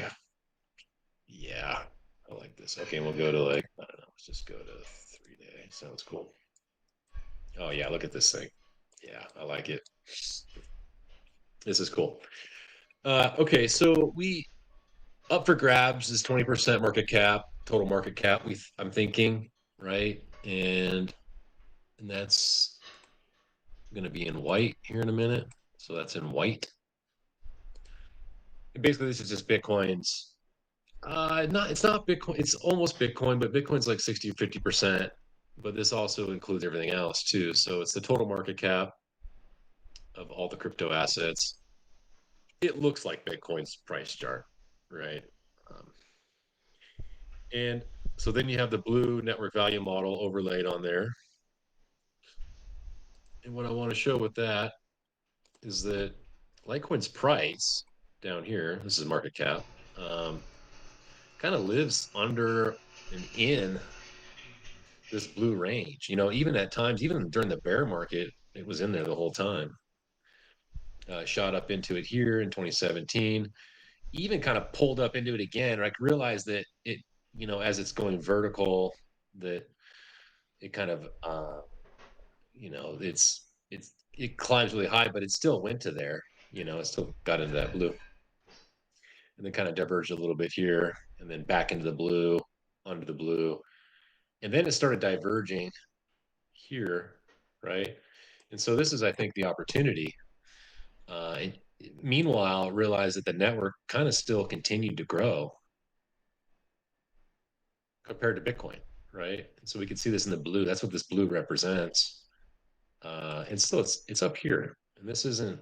This is like 1 trillion, and this is 8 billion. So, I mean, it's just going to be silly when this gap closes. Uh, and you know, the reasoning for the, I don't know if I have the Doge model. Yeah, we can try this. I don't know if it goes back that far. Maybe it does. Look, I usually don't do market caps. I don't. And I don't know if I have it. I don't know if this is up to date. I don't think it is. We'll try it. I haven't touched this in a while, but it might need to be updated. Let's clean it up. Let's just go addresses, active addresses here for Doge. And you know what? Let's just move it over. So that way we can, is this, what is this, the model? Aren't you moving? Oh, you got to do this always first. It's so stupid. Yeah. I think this is the model. Yeah, that's the model. Okay. So then we need to grab the market cap, and we'll move that over there to the left, which would be Z. Yeah. Okay. And then we'll move up this whole thing here. We can.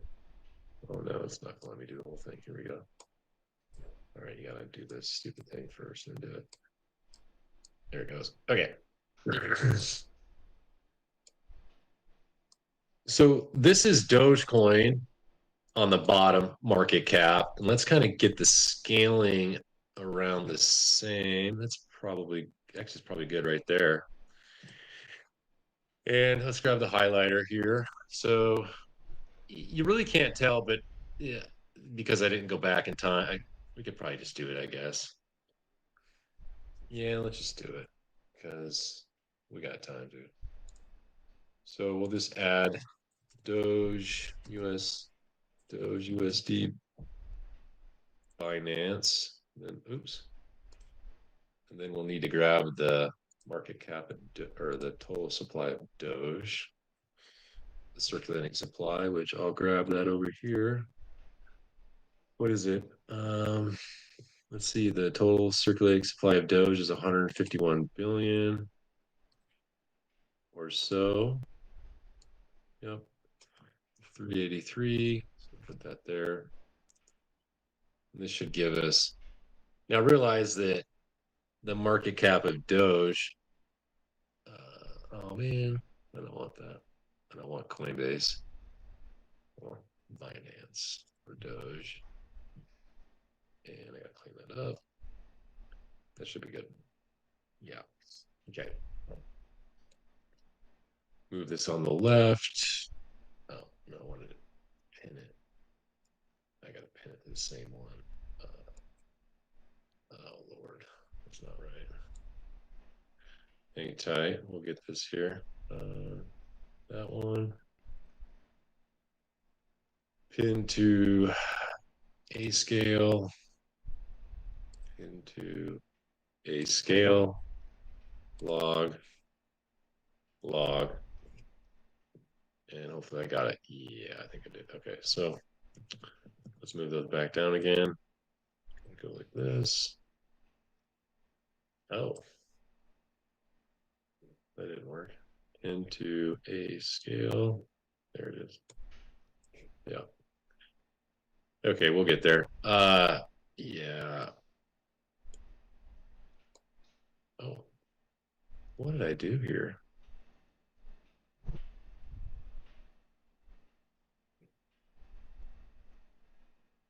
Okay, that's good. And I just need to pin this one over there into Z. Okay. I need to move this back into A. There we go. Okay. That took forever.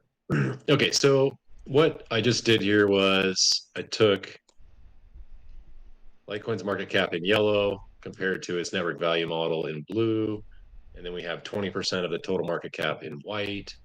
Kind of what we're thinking, kind of what I'm thinking that Bitcoin's going to lose, or or Litecoin's going to gain, which is around 700 billion, and the network value model right now is around 1 trillion.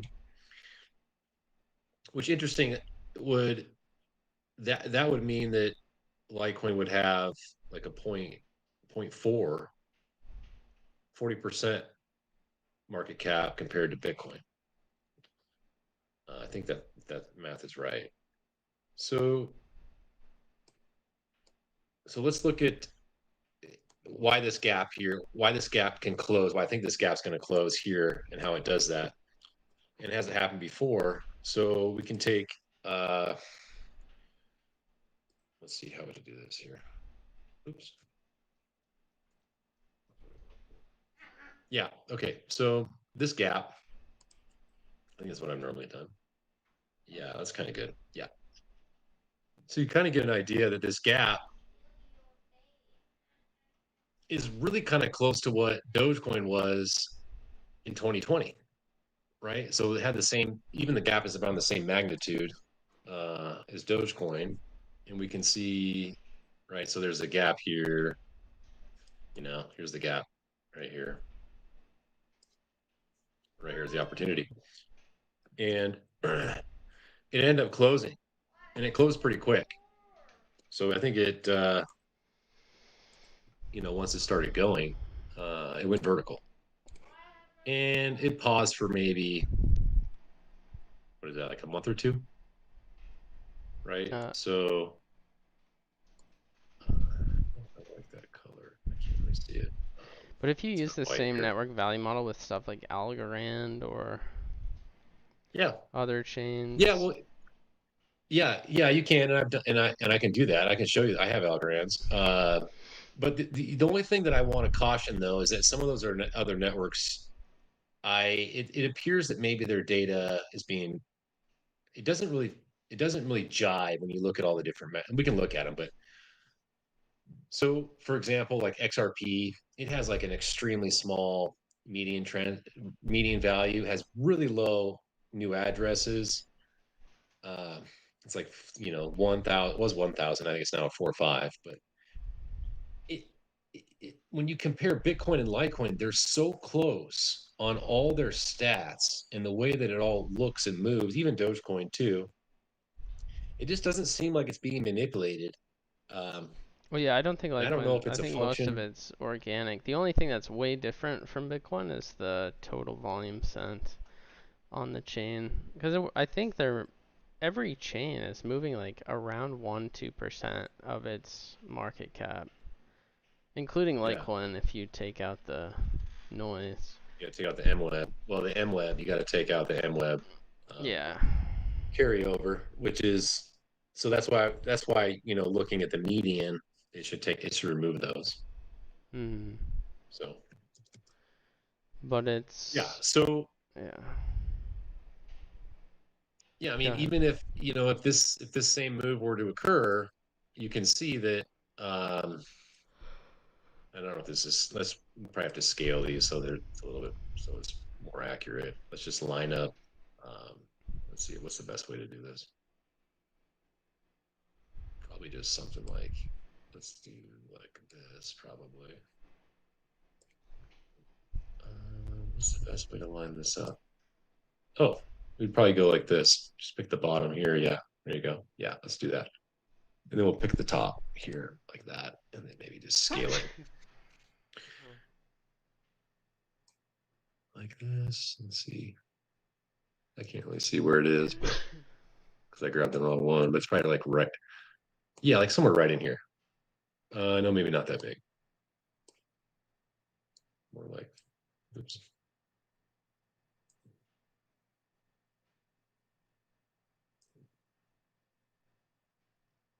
Something like that. Yeah, okay. If you were to grab this and pull this up in here, you can see that that kind of move is possible. It goes right up into this, right? So, and the other interesting part, let's get rid of this, is that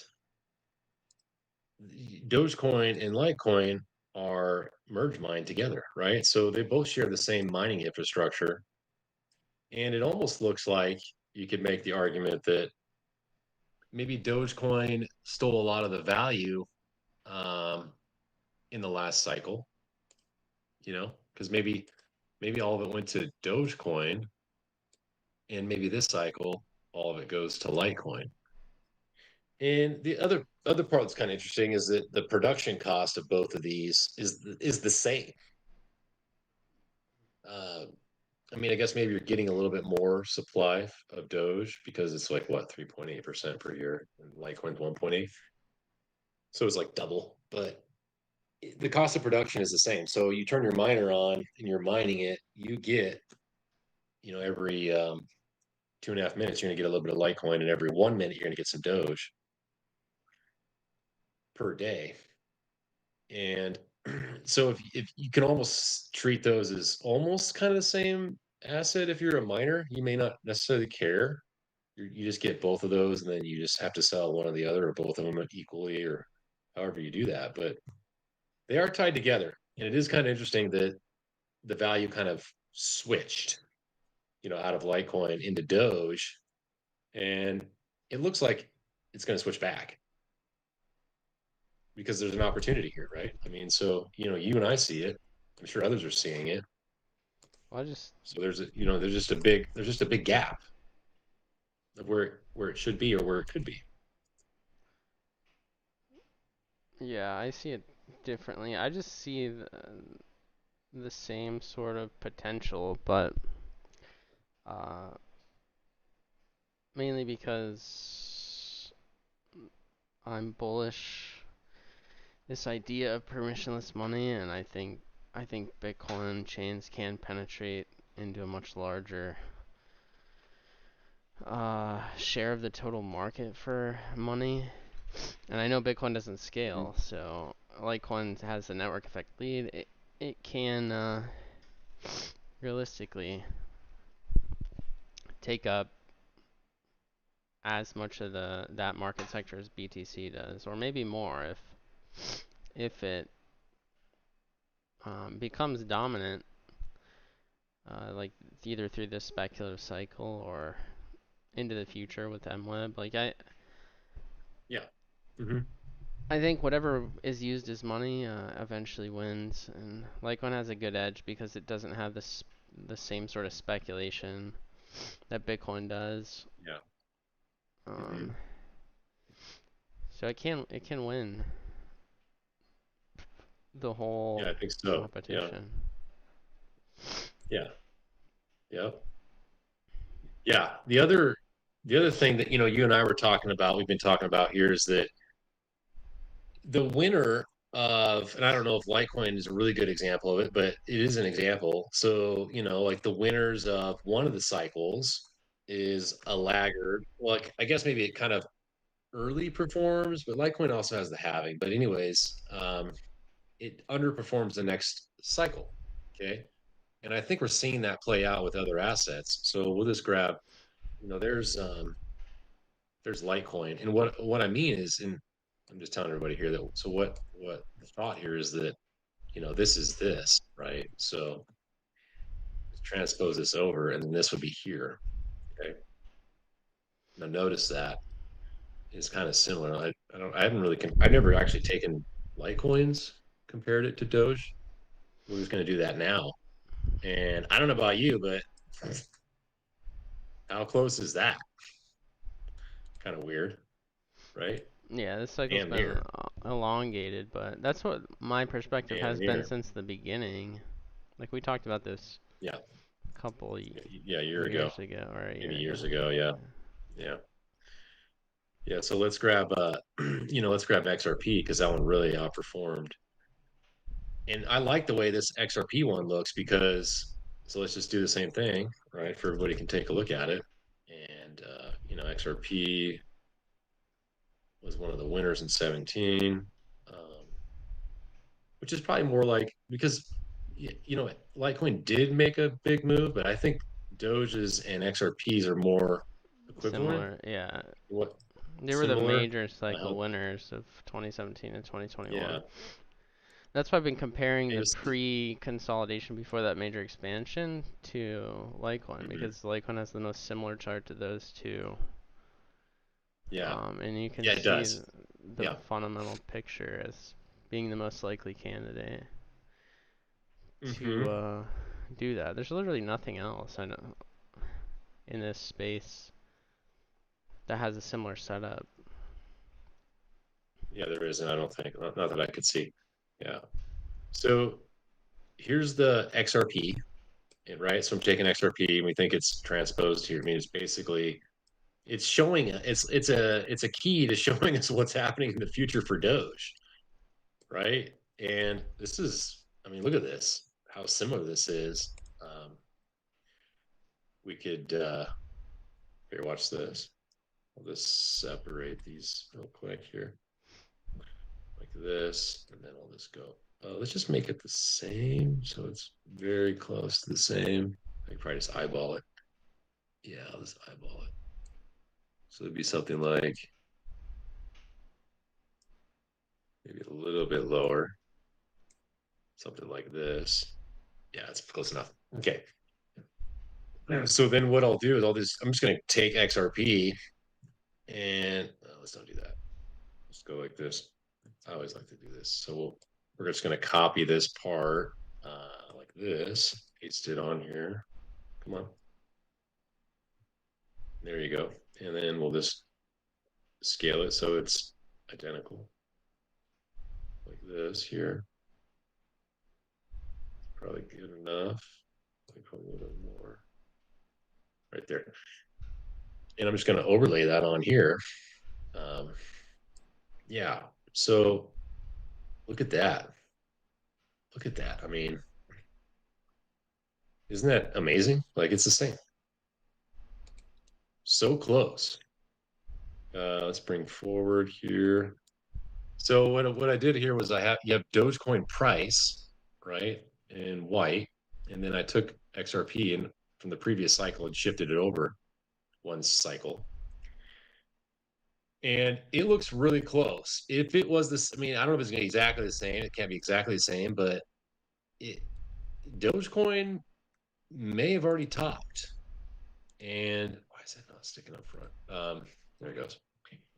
And that means that the top for Dogecoin actually was November of 2024.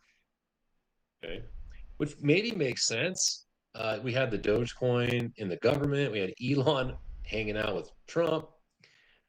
If that is the case, maybe even move this over. I don't know. Maybe it dumps now. Where that would go, but probably maybe more something like this. I don't know if it's even, it does look a little bit different, but it still kind of gives you the general idea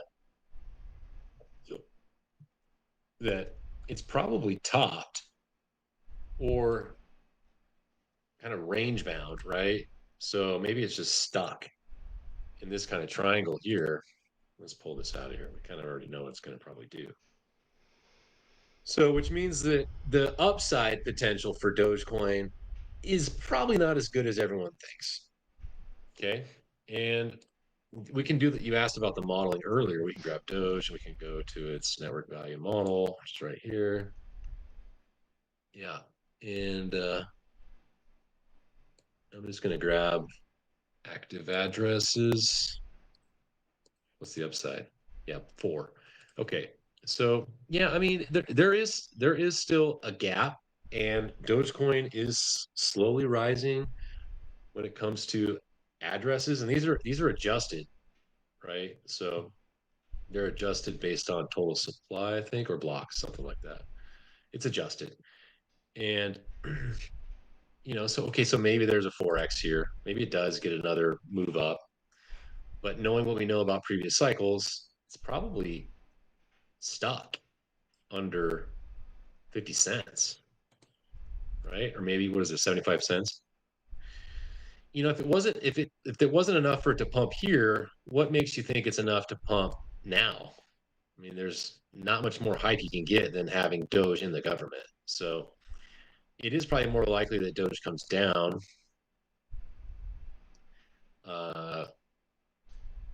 Like XRP did, something like that, right? So, maybe it comes down into here, 12, 13 cents. And then, yeah, maybe it does what XRP does. It looks like this. And then, see, look at that. And then maybe in March of 28, it breaks out and it heads to, let's assume this does rise. I don't know, let's just draw a trend that kind of matches what it's been doing. I don't know, something like that.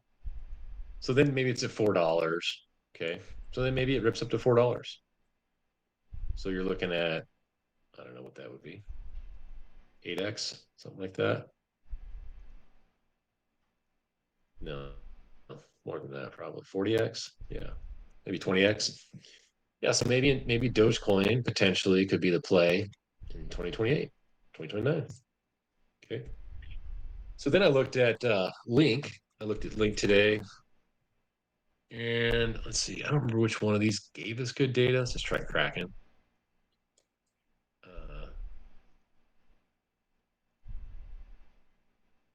That's the other thing is like there's not a lot of exchanges that give a lot of good data. I could have swore there was one that had Chainlink further than 2018, 2019. But Chainlink, when it came out, I don't know if it was 2017 or 2018, but it went on a really big move. And that's why people still talk about it, I think. Yeah, I think it was actually something more like this. That's why everyone talks about prior cycle winners, is because there was so much hype before. Yeah, and they own it, and they own it, and they want to pump it, of course. You've been there, I've been there, so I know how it goes. Just gotta make sure you pick the right ones. And so Chainlink, same thing. It looks very similar to these others, right? So I don't know, maybe it's top. Sure, maybe it breaks out a little bit. It's possible, but to me, it seems more likely that it's coming back down. And there won't be an alt season. They've already had the alt season, I would say.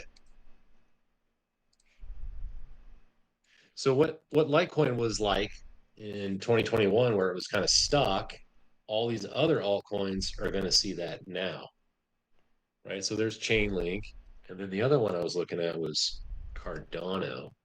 And the reason I looked at Cardano today is because Altcoin Daily started talking about Cardano going to $2, and I was like, nah, no way, dude. Maybe Binance has Cardano.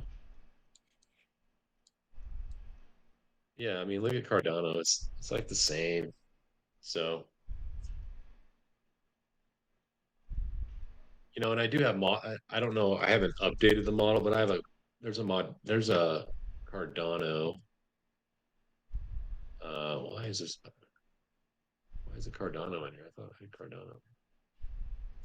Oh, Master 88. Yeah, there it is. Okay. So this is the same kind of modeling for Cardano. Let's grab active addresses and see where it lives. So, based on its active addresses, maybe it is a little undervalued potentially. Nothing to write home about. I mean, okay, maybe 1 point, maybe 2, but realize these gaps, and that's active addresses. Let's add new addresses on there. There's new addresses. 1.42. Like, it's nothing big. Like, if you saw this, like, why would you want to, like, what you're gonna risk for maybe 2x? I don't know. Maybe you get it. Sure. Looks like it's coming down to me though. So I think Cardano doesn't look good. I think a lot of these. It was also the cycle winner, one of the cycle winners in 2021. That's what Ben Cowan wrote up, right? So he wrote that one, and so did that other influencer, um, crypto recruiter. They both wrote Cardano. So Cardano sucks. So yeah. Let's look at XRP again, because this one's kind of interesting. And let's pull up XRP fees. This is just a simple way to look at the network stats. How many, actual transactions and what the fees are being paid. And the thing that jumps out is that the fees have dumped, which means that it's correlated to the number of transactions. So this isn't a lot, but still, I think it could be a potential, one indicator or signal. And then let's just put this on the left-hand side here. Potentially the XRP's topped. Let's see here. Yeah, I mean, so I don't know. Just it doesn't mean that it's going to do that, but it definitely doesn't look good. You'd rather have fees continuing to rise. If it did something like this, then I'd be a little nervous at like point. I mean, the XRP is probably going to moon, but I don't think that's the case. Like, I think the network isn't being used, right? So definitely not paying the fees, and so there's a divergence now from where it has been before. Just a natural correlation. Just another potential indicator that maybe XRP is coming back down. So there's that. Then we can just leave this on here in case someone wants to look at it while we're talking. Let's add XRP's model, network value model. Does the same thing as the Dogecoin one, the Cardano, Ethereum. I have them for a bunch of them, right? It's not, they're all the same for the most part, but some of these networks you don't have data. Like, they took all the data away from Litecoin, so you can only see active addresses, and I had to do some math to get the transactions to work out too. So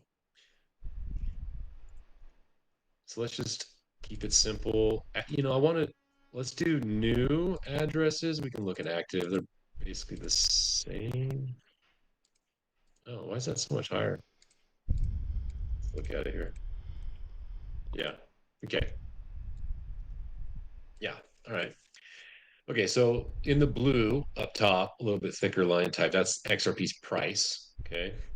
And down here is the active addresses in blue, and also the new addresses.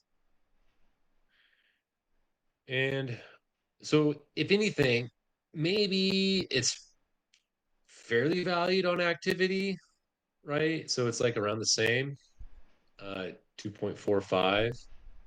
But the new addresses, which price has always been above, so I would say that XRP probably has been overvalued for its existence potentially.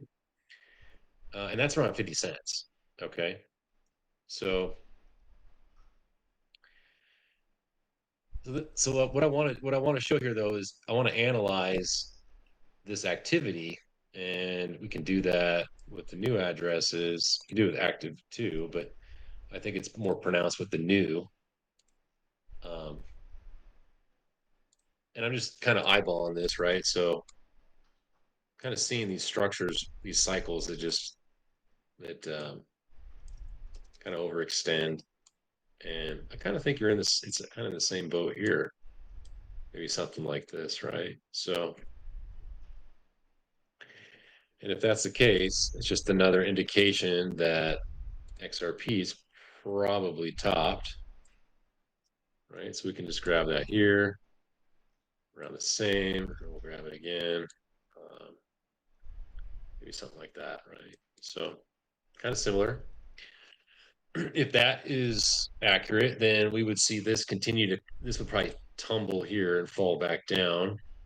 And if that's the case, most likely then price probably follows. And the other thing we can look at is, well, there was a lot of traders that saw this XRP move and piled into it. Okay. They got what they wanted. They're gone. Like they're not going to stick around. Like, why would you stick around?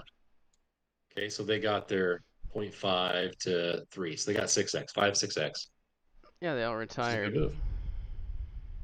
Yeah, like like you said, you saw that David Schwartz just announced some kind of retirement, and then Brad got married recently, right? So the other thing is that it never really convincingly broke the 2017 highs, right? I mean, look at that. So that's also not great. And I just don't, you know, there's some traders who think you're going to get this other move. I'm just not seeing it. Even if it was the timing wise, let's just take timing of it, of that move, right? So we'll grab those two. Even timing wise, nah, it would have already happened. Oh, here, this is kind of interesting. Look at this.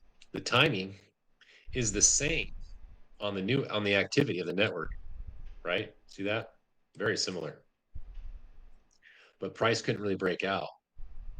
And you could look at, this is potentially, I think it, yeah, I thought it made a, yeah, it did. Okay. Really hard to tell. Let's just move this over here to the left like this. Yeah. So you can see this as bearish divergence because that negative activity made a lower high, right? And that's probably the same if you were to look at Google Trends for XRP. It's probably the same. Let's look at that real quick. Google Trends, and then we'll type in XRP, and I'll pull that over here in a second. So pull that over here. Let's do global. Yeah, let's do global. We'll pull it over here so you guys can see it. I think you looked at it earlier, but we'll look at it again. And we'll take a look at, let's look at the probably 5 years. Yeah. Ah, perfect. Yep. Yep. Yep. Same thing, right? So December 24, XRP made that breakout. You got Brad hanging out with Trump at the White House. Trump getting in office, speculation that XRP is going to be used for something, which is not. And then this is actually when it made its high. It actually made a new all-time high in July, but look at the activity. Week 59. And this is what, 100? Yeah, so 159. So same thing. It's over. It's over. Most likely, right? It's when I say over, it's, okay, fine, maybe it hangs out here a little bit. Let's do a brush or something. Yeah, maybe it hangs out here a little bit. Whatever. Like, okay, you can have it.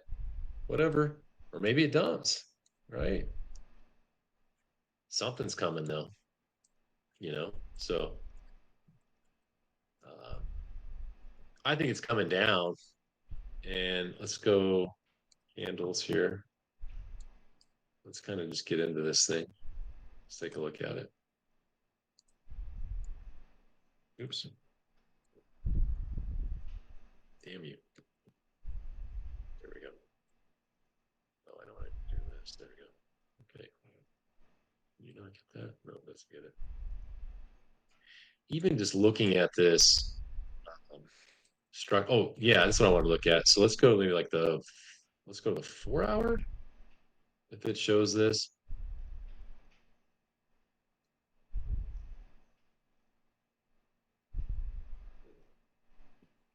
Yeah, maybe it's a falling wedge, but you could also, so a lot of times what I've seen these things is parabolic move up, and then you'll get some kind of like descending triangle, right? A lot of times the other thing that happens is, and I've seen it with Litecoin, is that it'll, it dumps really hard, right? So this is a signal right here that it's having some troubles right away.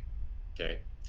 And let's try this. I don't know what it's going to look like on the 4 hour, but yeah, there you go. So then we'll just turn some of this off here. Let's turn off labels. Where is it? Oh, long and short, turn those off. We'll leave risk off on there. It's kind of cool. So you have this parabolic move up, and then you have this distribution, consolidation, triangle, and then you have weakness, and then kind of what I'm thinking happens here, which is maybe going to play out, kind of looks like it, is that probably going to do something like this, then come back down into here or so. So I don't know, right in here, maybe a little bit higher. Sometimes it doesn't go all the way down into there. Mm-hmm.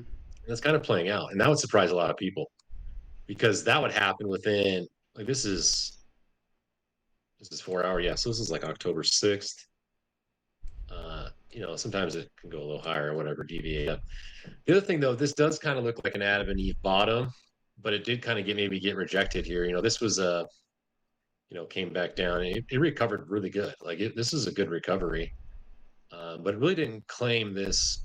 This is just a 120-day bar on whatever time scale you're looking at. Let's look at the 1 day. I don't think it's broken down yet. It hasn't broken down yet, so it's still pretty bullish. But if it loses this, let's just say it's something like, I don't know, up in here, really, like 2.8. It's really close to that actually now. So, yeah, I mean, this thing doesn't look that strong to me. Maybe it's a falling wedge. Yeah, sure, it's possible, right? I don't know. Maybe it is. Whatever. We'll see what happens. But even if it is, it's not worth the risk. As I explained earlier. So yeah, maybe it comes up into here, big whoop, dude. Okay, boom, then it drops, whatever. Or maybe it does escape and he gets trapped and then back down. So either way, if you're in XRP, what I would be looking to do is exit on a pump. And maybe you already saw that. Maybe that was where they got out right here, right? Or maybe it is here. You're looking to get out here, right? Or if it does break out, then maybe trying to get out up into here, and then it goes. Either way, I think it's over with. So I'm not a fan of it. Yeah. And then look at Litecoin again. So so Litecoin, it's not even at its 2 cycle highs from before, right? So it was actually around 400, 300, somewhere in there. Let's just say it's Binance 300 or so. And we were talking about, let's turn this off. It's kind of annoying. We were talking about XRP and Doge consolidating prior, and you can see this thing is an ascending triangle on 8 years. Yep. And the fundamentals of Litecoin have only gotten stronger. They're not getting weaker. Like, it got added to Fidelity. It's got 3 ETFs ready to go any day. Well, that was the other thing we talked about earlier. Let's go there. Let's look at that. I'll show that to you guys. So I think this is the spot. Yeah, this is the spot. Okay, so I think this is right. Yeah, this will work. Okay, so this is actually kind of cool. So there's 3 ETFs that were submitted for Litecoin: Canary, CoinShares, and Grayscale. So the Canary one was actually So this is the 194B filing. So you actually, when you file, you got to file an S1, and then you also got to file the listing on the exchanges, which is the 194B. So the 194Bs have been withdrawn. Canaries was on 925, which was what, Monday? No, not Monday. Friday, right? Friday last week. Thursday last week. Okay. And then the coin shares was on Thursday of last week. But look what just happened yesterday. This one. So this probably, for whatever reason, I don't know if it needed to be done prior, but all three of them are now completely with this part of the, which is kind of null and void now for whatever reason from their new framework. These are all now withdrawn. Okay. But then you can go to Edgar and just look up each individual S1, right? So this is kind of interesting. So we can see that Canary was the first to file an ETF for Litecoin. So Litecoin, Canary ETF, S1 registration on 10/15/2024, almost a year ago. Okay. Then they submitted, probably got some comments back. Then they submitted another amendment, S1A amendment, the 15th of January. Okay. And this is around the same time that I want to say coin shares. Let's just type in Litecoin. Yeah, coin shares. So that was 115. So, okay, so coin shares came 14 days later, but still. So coin shares has only filed one S1, no amendments. Let's go back. And Canary has filed S1, S1A, S1A. They've actually filed two amendments. The second one was recently 9/15. This was at or around the time of the crypto framework. Okay. I don't know exactly. I ran this through Chat GPT. It says that there was no reference to 194B, and it said there was 194B reference in here. So Chat said that all the references were removed, and now this one is ready to go. Okay. I don't know if it ever really existed in here, but either way, it was amended. So I think that's a good sign. And then we look at the grayscale one. Remember how we saw the grayscale pop up and everyone's like, what is grayscale doing? Yeah, they must have Like, why'd they known. file an S3? So makes sense. They filed an S3 because they had to file. I mean, S3 is like an S1, but I think it's already because it had a trust, right? So it's already kind of trading. So same thing. So they filed an S3 on 9/9. That's pretty recent. So now they have their S1 in place. Okay. Right around the crypto framework. And I remember everyone was like, what? Remember we read it and we're like, oh, it sounds like they can just list under the, was it the 1933 or the 1940? There's two different ways they can list something. Mm-hmm.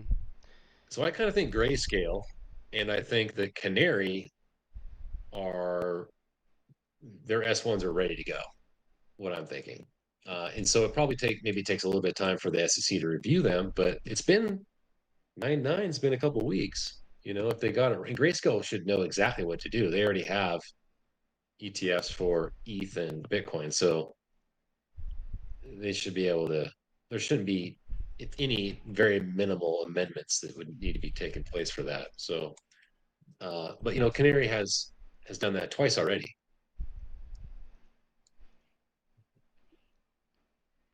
Yeah, I don't know why And I think everyone's that's a good talking sign. about. They're all talking about the Solana ETF.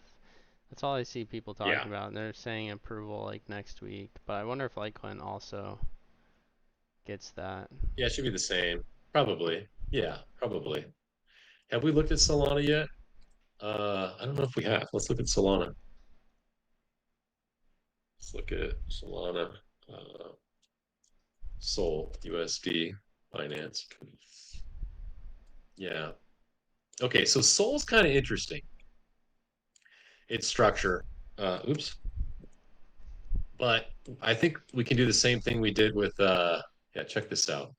Let's actually do it this way.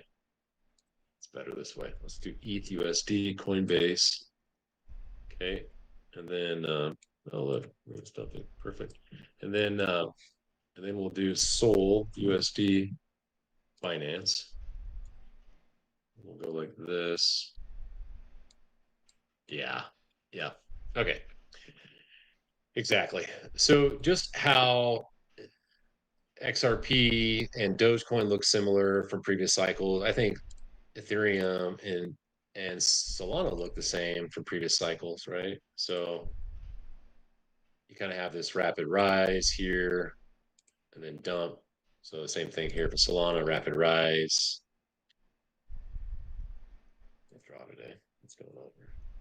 Mouse is glitching. Here we go. Kind of the same, right? And then dump. Then dump. Let's go here. Dump. Pretty decent recovery. Didn't take too much time, and it still got back up to the the previous all-time high pretty quickly in the next cycle, right? And did something like this, parabolic move, and Solana had a parabolic move. This is really the main move here. And then, maybe comes back up and then rejects again. So this is kind of what it did here. It comes back up and rejects. And then maybe this is the third little move up here. Really Ethereum though is just kind of breaking down pretty hardcore actually. I don't know if yeah, Solana's not really doing that. So it's looking a little more bullish than at least ETH on this fractal, Um, but so check this out. Okay, so now I'm going to show you this one. This is the one you and I were looking at before. Is that actually Litecoin looks kind of like Solana right now previously. So let's move this over to the left a little bit. And let's go like this. This kind of structure, and maybe it's a little more elongated, but this pattern here for Solana, you kind of see that here, kind of similar. It's really more elongated, so I don't know, maybe it hasn't it kind of did the same thing. And then it had this, Litecoin actually had this blow off parabolic expansion here. I just don't think Solana had that. Is going to have that. I think it tried here, right? This was the Trump Argentina bullshit. Remember when Argentina meme coin failed on its face? Yeah. You knew it was over. If they can't get any more liquidity for their stupid Argentina coin, it's over. And and since then it really just hasn't done anything. And everyone thinks it's going to continue to do something, but no, it's over, man. Like to me, it's over. It's done. Like the risk to reward's terrible. Especially when you look here and just even if you were to be nice and kind of draw something like this, I don't know if I'd even draw it like that. Honestly, just looking at the structure makes me think it's going to dump hard. It's like if this thing's a rounded top, then it comes back down like this, and knowing that we probably see a lot of these other coins topping, just the risk to reward is terrible. Like, okay, so I think all these guys are trying to get out. That's what I'm thinking. Maybe it comes up into here. I don't know. Maybe 2x, but more likely back down into something like right into here, $3, So that's what I'm seeing for Solana. And even if you just look here, oops, let's just hide this shit. So it's like hide it. No, that's why I had it over here. Yeah, it kind of had this ETH run up, like ETH just had this real quick run up this channel here. Yeah. See, I don't know. Maybe something like that. Either way, it appears to be like in a channel. Yeah. Which has been really bullish. I mean, so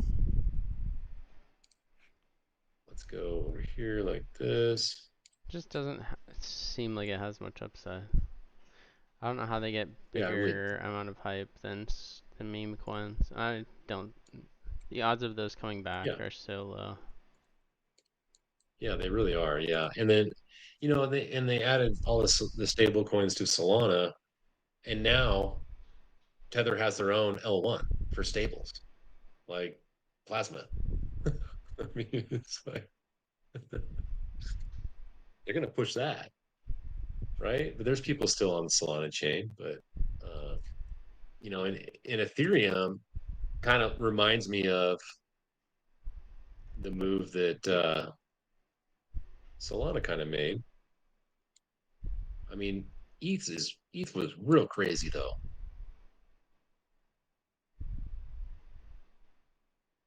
Like this, it's not really it's maybe a little bit of parabolic run, but it was so fast and aggressive, dude. Doesn't seem like can be sustained. And you have this Bitmine buying, I don't know, billions of dollars worth of Ethereum. Like, man. You know what's funny is Swift just announced some new blockchain-based ledger, and we always talked Yeah. about them just creating their own, right? Yep. Yep. Yeah. I don't get why. Exactly. What are they? The I would use XRP because community is like ignoring it. yeah. Wasn't that their whole bullish thesis? Yeah. Yep. ISO 2000, blah, blah, blah. Swift. It's going to take over Swift. Like, who gives a shit, dude? It's not going to. Like, why would you choose XRP over XLM? If you like that, if you like their consensus model, why wouldn't you just use XLM? Yeah, just create your own. Or just create your own with no, you create your own supply. And it's like, maybe the argument's, well, there's liquidity there, but Not all those really. users aren't going to be using Swift. Well, they're not going to be using Swift. Like, Yeah, the whatever. It's XRP so token silly. liquidity can go to 0 too. Yeah. Yeah. Yeah. Exactly, dude. I don't know. I've been just whatever. It's fine. This whole space is ridiculous, dude. All crypto's fucking retarded. It is fucking retarded. Because it's all the proof of stake crap, all the fake marketing. Like you see it with Cointelegraph, you see it with CoinDesk, you see it with Altcoin Daily, you see it with these other places that are all paid. So they're promoting like, yeah, whatever. I mean, all of us do it, I guess, to some degree, but. But not So like this is straight up lying. yeah, it seems like the ethics are out the door. Um, Yeah.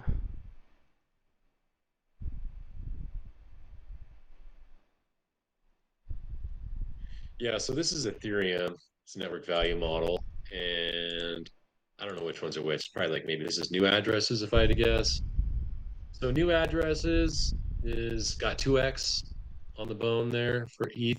So I'd say it is undervalued to where it's been against new addresses, right? Yeah, that's like total. It looks so this is probably like transactions, and you can see that price has never actually been up into that, you know, ever. It's never been up into that range. So I would just throw this out because if it couldn't do it here and it couldn't do it in 21, it's not going to do it now. So I throw that one out. This is probably like transaction volume on chain, so it's probably 3x, probably 2x overvalued. And at times it's been right with it, but then the price has been above it. But the trend is there. So yeah, sure, maybe it's right. It's maybe compared to transaction volumes, it's on par. Okay. active addresses, again, showing you the same as new addresses, Ethereum is below where it has been before. So you could argue that it is 2-3x undervalued compared to that metric. This is the average. So this is, I just have the upside potential for Ethereum. And, I was watching this thing climb up earlier and was like, man, it's kind of getting 10x undervalued.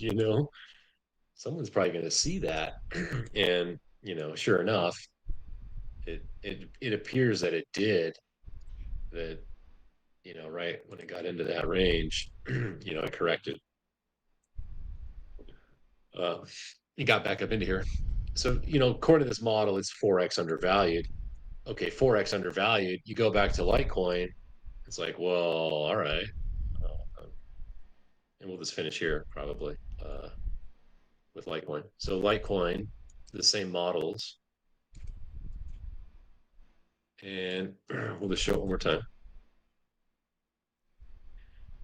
This model here. Anyone can find this model, by the way. It's open source, public indicator on TradingView. Let's look up master Litecoin network value model. And you can see that we're not talking 2x, 3x, 4x undervalued. We're talking 100x undervalued. And then realize that, let's just do that because I think it's very important that people see this because they need to know what can happen. And it can actually happen pretty quickly, months or whatever. We don't want to do 3. Let's do 3 days.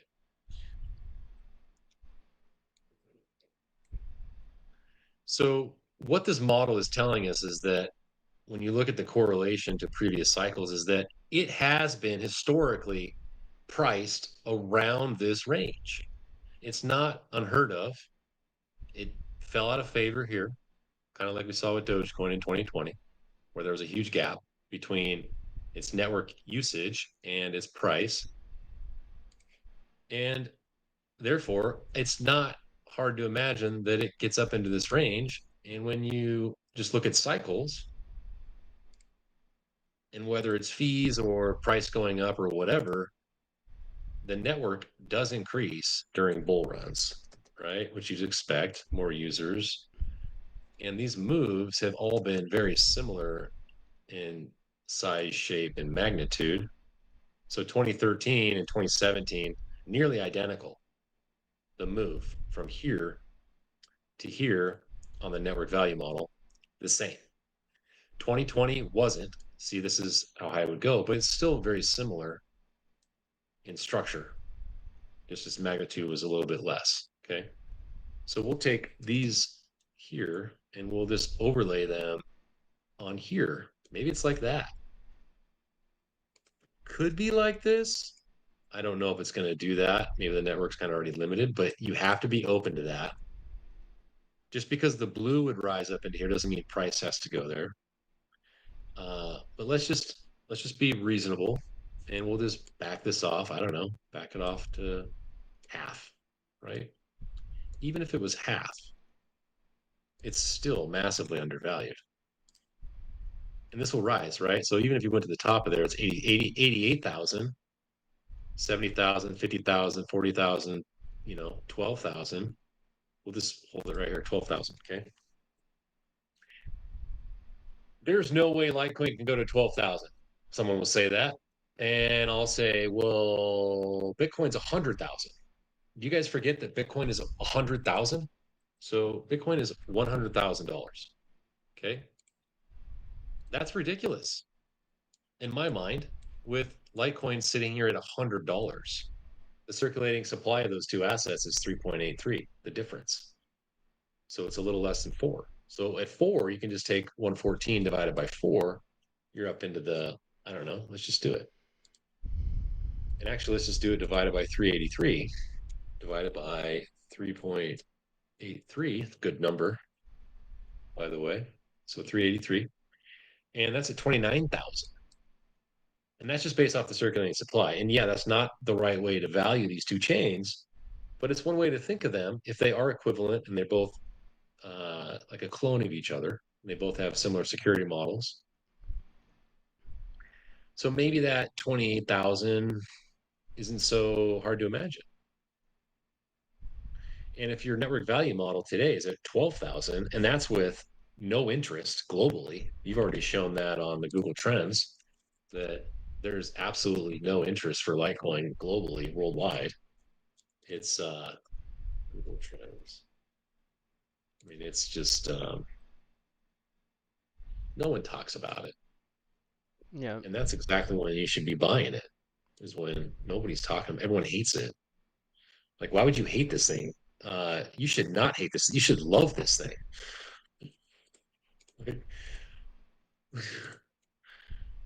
I would. I'd marry it, you know? I mean, it's like people don't say you want to marry an asset. Well, when you find an asset like this that's completely undervalued, overlooked, and it has such an upside potential to become money of the world and displace fiat currencies.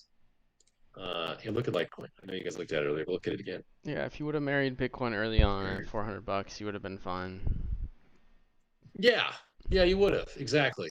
Yeah, and exactly that. It's a great point, you know. I mean, I got into Bitcoin. I first heard about Bitcoin when it was $200-300 at the 2011, 2012 time. I was like, this is the stupid thing I ever heard of. And the coworker at work was like, he looked me in the eyes and he was like, do whatever you can to learn about it. And I was like, no, this is stupid. And I did nothing. And then I read an article 2017 when it hit $1,000. And I was like, oh my gosh, what is this thing? And then 1 week into it or whatever, it clicked. And I was like, holy shit, I just sent money to myself to a paper wallet without a bank on a Saturday night. And I stared at that paper for man an hour just trying to figure out like what was this thing. I was so confused how you create an address that nobody knew about. But and that's when I sent to it, and that's when it clicked, and I went online and checked. And it was like, oh, okay, there's some Litecoin or whatever, Bitcoin in this balance. Yeah, for You know, sure. so you and I watched it go from 1,000. You know, you probably watched it before that, a couple $100 to 100,000. So you have the mental capacity to realize that this can happen. I mean, I saw Tesla stock do that. I've seen Nvidia go from where it is to a couple hundred, actually probably over 1,000 with the stock splits. But same with Apple, you know, right? So you know, if you're older, you understand that these things absolutely can do that. So it's not hard to imagine Yeah, for sure. Litecoin tens of thousands Well, I always think about it in in the broader perspective, like I thought about Bitcoin originally. Like, what market can it penetrate? How large is that market? What's the total addressable market? Then I realized it had a monetization limit if it's actually going to be adopted, and so I thought it'd work through multiple Bitcoin yeah, chains. And if demand is high enough, it's likely a second gets as big as the first. And I don't know where it depends on like the value ranges that Bitcoin's eventually monetized by, like in the long term. But yeah, yeah, the total addressable market for Litecoin is will eventually reach parity with right. Bitcoin, if demand Hmm. uh, gets there on the monetary side, and I think it will. I think the incentive for the individuals will be to move over once we start having more significant problems, and once the technology stuff like DEXs are built out and stuff like Nexus Wallet is doing, Yeah, people yeah. will organically adopt it because it will save them a lot of money. So, Hmm. yeah, the potential market cap size is insanely high. It's in the trillions of dollars range. Uh, and Yeah, it's so hard for money yep, to establish network effects. It's so hard to become the second dominant Bitcoin chain. But Litecoin's achieved yeah, that over like 14 years. It can't really be replicated with something new like Caspa. It's so hard. All these other chains yeah, have tried. The exactly. quickest path to wealth was to print a proof of stake chain and encourage gambling on it. Uh, Yeah. that's the only way you can, you know, pump and dump, have 100x in a short amount of time. But Hmm.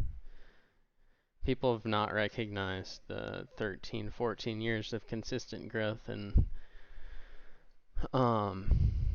trust or monetary network effects that Litecoin's achieved, and what can happen. I mean, Litecoin can move like we've talked about just from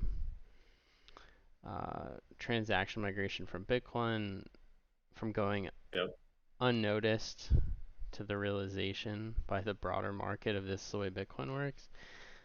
Like, especially considering it's gone sideways for 3+ years. Like, I don't know why we're the only ones talking about it.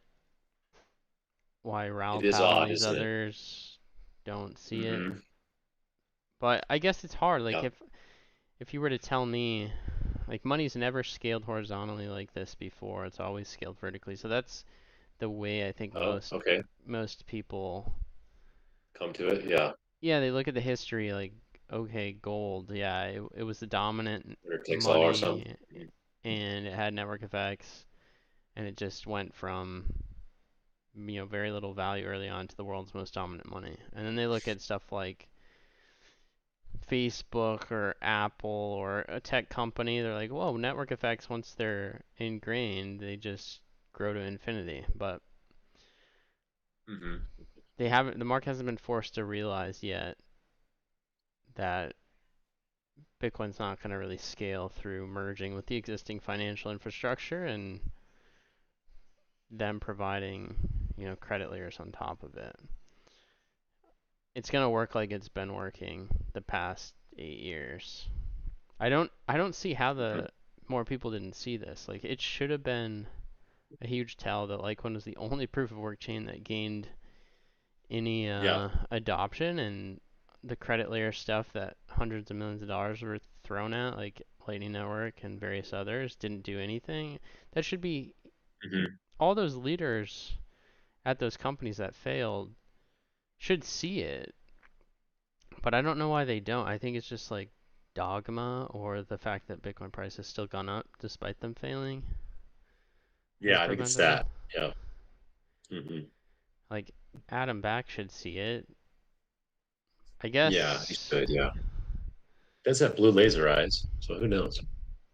it's like the only people that I've seen really notice it are the payment processor people at Bit Yeah. Refill. Yeah, like The yeah, bit refill. Remember that guy was shocked. He was kind of like, oh, I remember he did a presentation on. He was like, oh, I was kind of surprised at Litecoin, and then BitPay added it, and then it went to number one pretty quickly, and it's still number one on there, yeah, I both in mean, total transactions and I think in monthly transactions or settlement or whatever, they don't see how it right? And can. then you see, Yeah.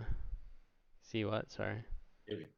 oh, I was going to say, so you had bit refill, payment processor, like one of the ones that a lot of Bitcoiners use or have used. I think it's out of what I don't know, somewhere in Europe, and then you have BitPay. Okay, so there's two different separate entities, payment processors that where Litecoin's kind of shot to the top or near the top. And then you have another one, Coin Payments is another one where Litecoin's like two or three, right there with Bitcoin, maybe Ethereum's up there, maybe it's just USDC, probably it's Bitcoin, USDC, and then Litecoin, right? So there's at least three there, all independent, kind of different markets too. I think a couple of those are mainly European too. Yeah, I just don't think they put two and So two together, that realizing it's demand for Bitcoin that is driving Litecoin adoption. I think the broader people still see it as something else.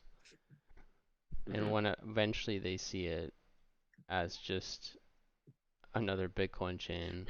But you also, yeah, you also have to realize there's people like me though that I'm not.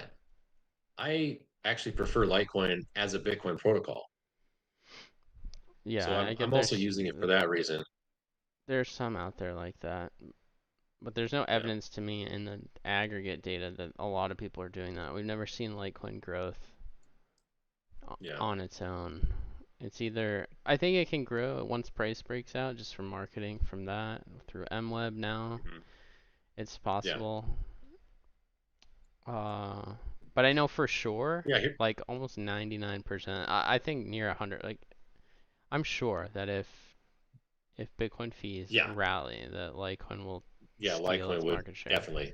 Yeah, it would. Yeah, And that's yeah. the It has biggest, happened every time. that's the fastest Yeah, path for growth.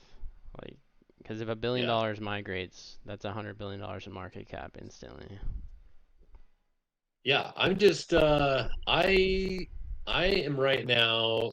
I think that my base case is that actually Bitcoin topped at 124. I think this is the top for Bitcoin or in this range, and this is why. One of the reasons is why. There's a couple, but I'll first show you this one. So this is so there's like this logarithmic chart that you have out there. There's a rainbow chart, right? Well, this is kind of the same thing, but it's actually based off the actual network. So I took real Bitcoin transaction. This is the transaction uh Bitcoin transactions, and I just scaled it so you can see it against the price, right? It just shows that transactions are in this log growth pattern. They're in this, I guess it'd be more like exponential, but it's in log. So you can see it's kind of rolling over to the right, okay? And it's slowing down. So when you plot price against it, I've created these two bands, blue, and I created blue and yellow. And the reason I went with blue is because I just picked the last cycle, right? Where I thought where it was the bottoming range. And then yellow, interesting, it almost got there. So let's go look here. It almost got there in June of 11. Okay. It didn't though. It was still kind of in this blue, in between blue and yellow. And then, this is the 2013. And actually 2013 wasn't as high based on transactions as 2011, but now 2017 actually was the highest against its band. It actually went up into the yellow, okay, and topped, right? So realize that yellow was topping, came back down. Okay, so 21, what did it do? Yellow, top, yellow, top, double top in that cycle. Came back down to blue. All right. So now we know that yellow has been typically a topping zone for Bitcoin, and blue has been kind of topping before, but now it's kind of like the bear market base potentially, right? It could go lower actually too. So if that's the case, just zooming in where we are now, let's just use the previous cycle as kind of an indicator where we might go. Let's just go like this because let's just start. Okay. So if that's the case, and just when I look at this thing, yeah, maybe it goes up, but just my eyes I just see a topping pattern here. It's just for whatever I see, it's just what I'm seeing, right? Some kind of topping pattern here. Sometimes these can have like a blow off. It's possible. Sure is. I don't know though. I'm thinking maybe the top of this yellow band. Well, that's actually so the top of the band is arbitrary, so it really doesn't really technically exist. Um, it would be more like you'd want to just scale it so it's the same as this. Like this is how I would do it, like that. Close enough. Right. So I would do something like that. And then I would say that this white line is where it's going to top out. All right. So maybe it does go to 128, 130. Was this February 26th, 133? I don't know, somewhere right in here. Or it's already topped. And the reason I think it's topped is just because the sentiment is so crazy. And then you look at the Bitcoin dominance and it's already rolled over to me. And you have the dominance rolling over, you have the Litecoin end of its 8-year triangle. So I'm thinking if Litecoin breaks out, it might just steal the show. Just how Bitcoin stole the show. And then so let's turn this adoption bands off because and we'll just look. So let's just look at the structure itself, right? In these cycles. And I don't do this very often, so we'll just see how it works out this time too. But what I noticed was that you kind of have these parabolic moves up for Bitcoin like this, and then you kind of have, one there, and then you kind of would say you probably had two here.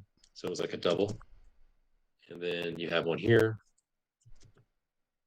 and then you have one here. Now notice this one was weak. Okay, so that's a signal that this impulse wasn't as strong. Again, maybe a top. Okay, and then the other thing you can do is add 120 to whatever bar. I typically like to use 120 day. I think is what it is. I thought I could get it a little bit better than that. Let's go to the 1 day. Let's take a look at this. Yeah. Yeah. Let's go with the 1 day. Maybe let's try the 4 hour. Maybe it looks a little bit better here. Let's do the 4 hour. No, the 1 day looks better. And then we'll turn off this other stuff. It's not necessarily needed. Okay, there we go. Yeah, I like the way this looks. Yep, looks good. Okay, so the other thing I was looking at is this. Okay, so then it kind of consolidates like this, like this. This is real basic, just analysis. I mean, it just is what it is, right?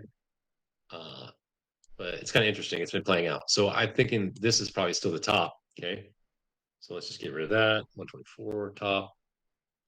And it would come like this, and then it's okay. All right, where would it go? So then we just kind of highlight the blue area, something like this, and yeah, right here, kind of see the same thing. And then we kind of see the same thing here. Okay, and then what we'll do is we'll just go boom, boom. No, we're gonna grab the circle here. Oops, come on, like this. There we go. Okay, now I'm just gonna overlay all that on here like that. Okay, you got that one. And the other reason I think this is valid is because institutions are here. The institutions and the treasury companies, they bought Bitcoin, and they're the ones that have been trading this. It's not retail. Retail doesn't own Bitcoin, dude. They're out of Bitcoin. Why would you own it? It makes no sense. I don't own it. Why would you own it? So nobody I know owns it. I knew some people that owned it, but it wasn't very much. And they probably got out. They got out of it into alts, you know. A lot of them got into XRP and Solana and stuff. Okay, so you have boom, boom, boom, 3 different, I'll call them like mini inner cycles. Okay, so that range is down into this 85, 97. So that's kind of my base case. Until we get through this, I still think that the Bitcoin comes down into here. And even if it does come down into here, I'm not thinking that it's going to go back down in here right away, you know. So it's nothing that would cause, in my mind, Litecoin to go any lower. And Litecoin's already at its near apex where it doesn't seem like it's going to go much more lower, right? Even if it does, sure, maybe it wicks down to, I don't know, 80 something, 90, whatever. It tried a couple of days ago and couldn't even break 100. So it's compressed, and there's not much to give up, I don't think. I think most people have already kind of capitulated out of holding Litecoin. So now it's time for the reversal. So my base case is that Bitcoin is topped out and it's going to be stuck in this range for a while, probably into, I mean, based on these circles, it would November, December. And if it's stuck in here and doesn't go up, it's only going to go down. So I don't know. We might see Bitcoin around 100 for the next 3 or 4 months. Yeah, I would like a blow off into something up into here, but I just don't think it's going to happen. Even if it does, maybe it's, I don't know, maybe it's 131, right? That's kind of a nice number. I don't know. 131 right there, you know. See. I still think we will. Well, I just think there's so much money out there in equities. Gold. Yeah, there is a lot of money. Yeah. Went up trillions of dollars in market cap in a short amount of time. Yeah. It's not going to really take has, much, yeah. even though, yeah, I think the Bitcoin people are kind of crazy, and the sailor and his groupies are a little insane. If it They are comes in a insane. short amount of time, that Yeah. rotation, then yeah, I wouldn't be surprised. But I think, I don't We're gonna know. find out. Yeah, we're gonna find out We're gonna here the we're gonna next find out 6 here pretty months. soon. I mean, based on this fractal, we're gonna find out in Q4 for sure. You know, so I don't know, this is kind of interesting to. Oh, the other thing is like this channel. You know, you see this last impulse wasn't as strong too, and then you can kind of almost just kind of connect these up. That's the other weird part. You know, it's like it's kind of this nice channel. See that? Yeah. And even the tops, it's almost like someone's been trading into this channel. Um, yeah, see how this one didn't get up into there? It's kind of weak. See that? So hit it here, hit it here. This is like where they trimmed it. You can like almost go like this. So here, I don't know, maybe you can see it, but go like this. Trim. This is where it was traded. Trim. And then let's go like this. Oops. I don't know why I did that, but you know, this one really wasn't. Probably not a lot of people taking profit there just because it was kind of so early, but looks like it got trimmed there pretty hard. And then here it was like nothing to trim. Nothing. Uh-oh. You know, and you have this kind of like potential, I don't know what you call it, but it's just like boom, boom, and then it's a lot lower. I don't know. It hasn't broken down yet. So see the blue, the blue, the blue. We haven't hit blue. It went into blue, I think, here, and then shot right back up. So that's actually kind of bullish. It's not under this moving average, which is 112,000.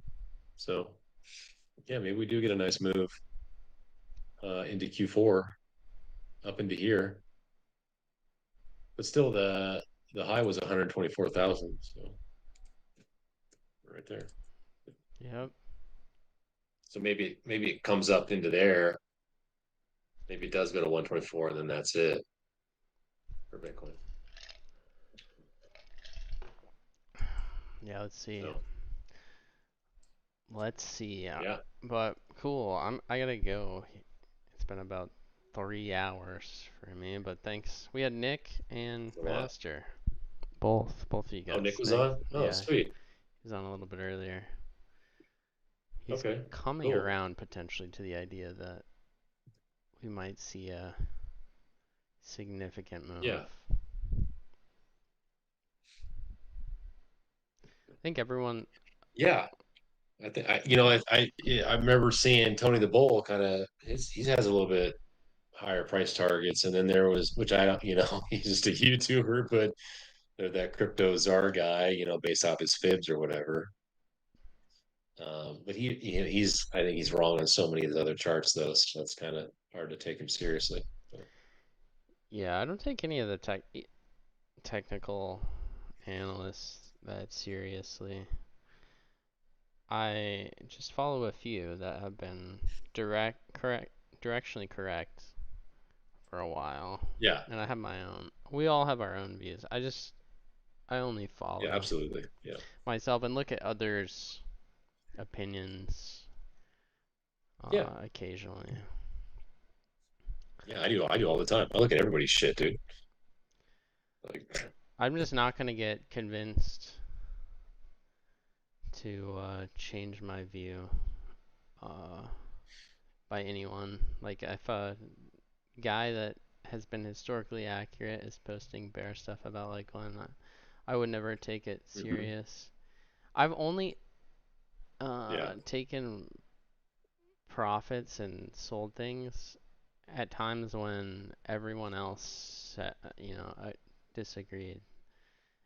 The only time I've made significant money here is by trusting myself. So I'm never gonna that's a hard thing to do for most people, but it's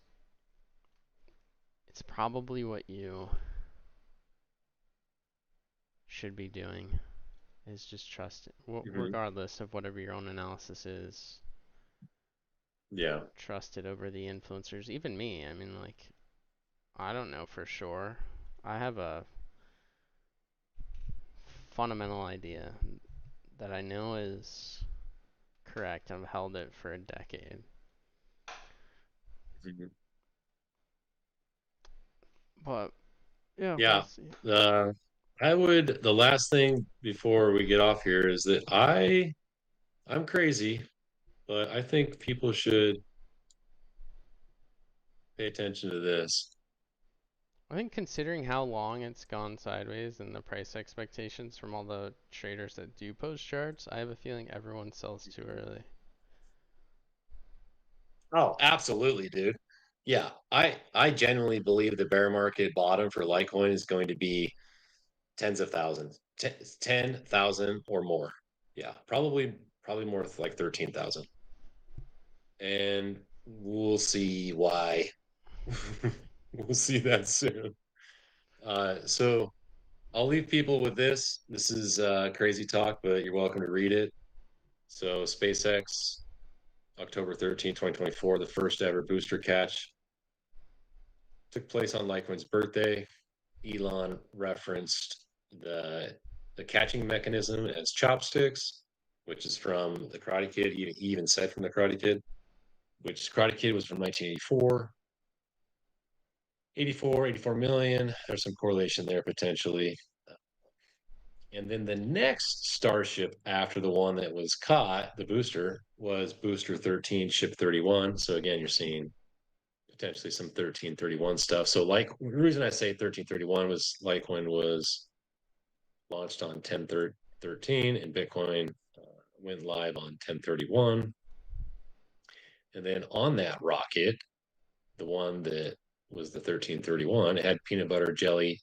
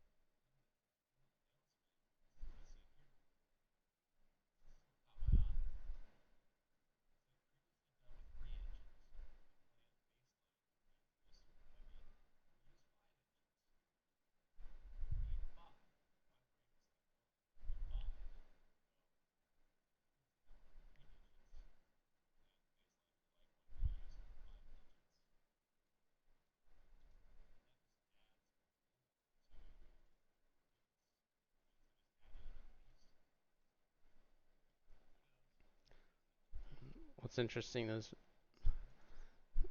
the numbers align. Also, yeah, it is weird.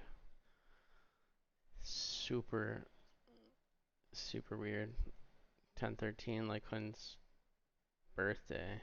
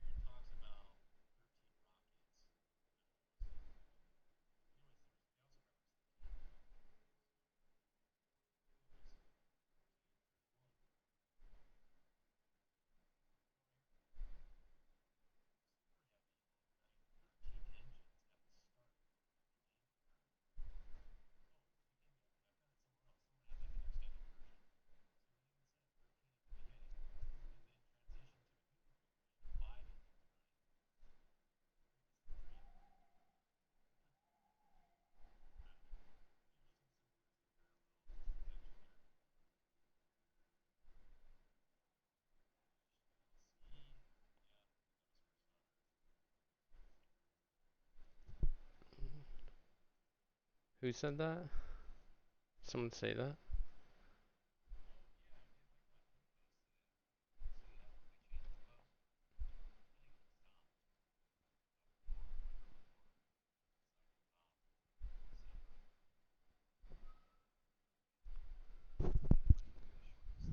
They said your voice is gone, but I still have you in here. Oh, now it's back.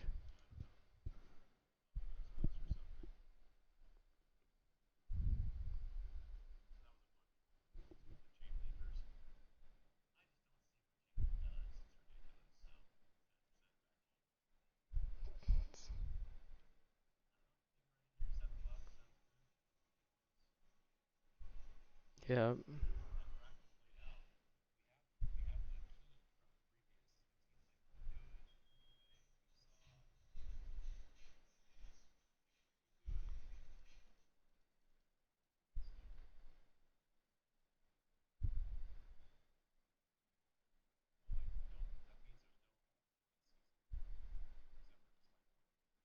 Be hilarious. I mean, if it was following fundamental demand, that's what would happen. It's, but we'll see. Maybe Litecoin is the black hole of liquidity if it pumps hard enough. If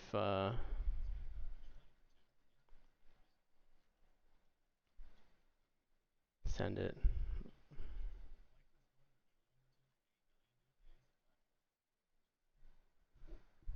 Should suck some Bitcoin in. Let's do it.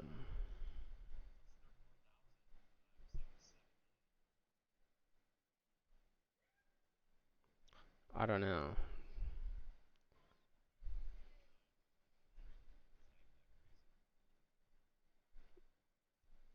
Yep, send it. Can't wait to meme on the way up. I hope people join this stream. We can play the 3 hours of Litecoin music. I can pull up the price chart and the music and double, like, picture-in-picture type screen. Let's do it. Alright, I gotta go to sleep. But thanks for hanging out. That's good. Gotta go shower. But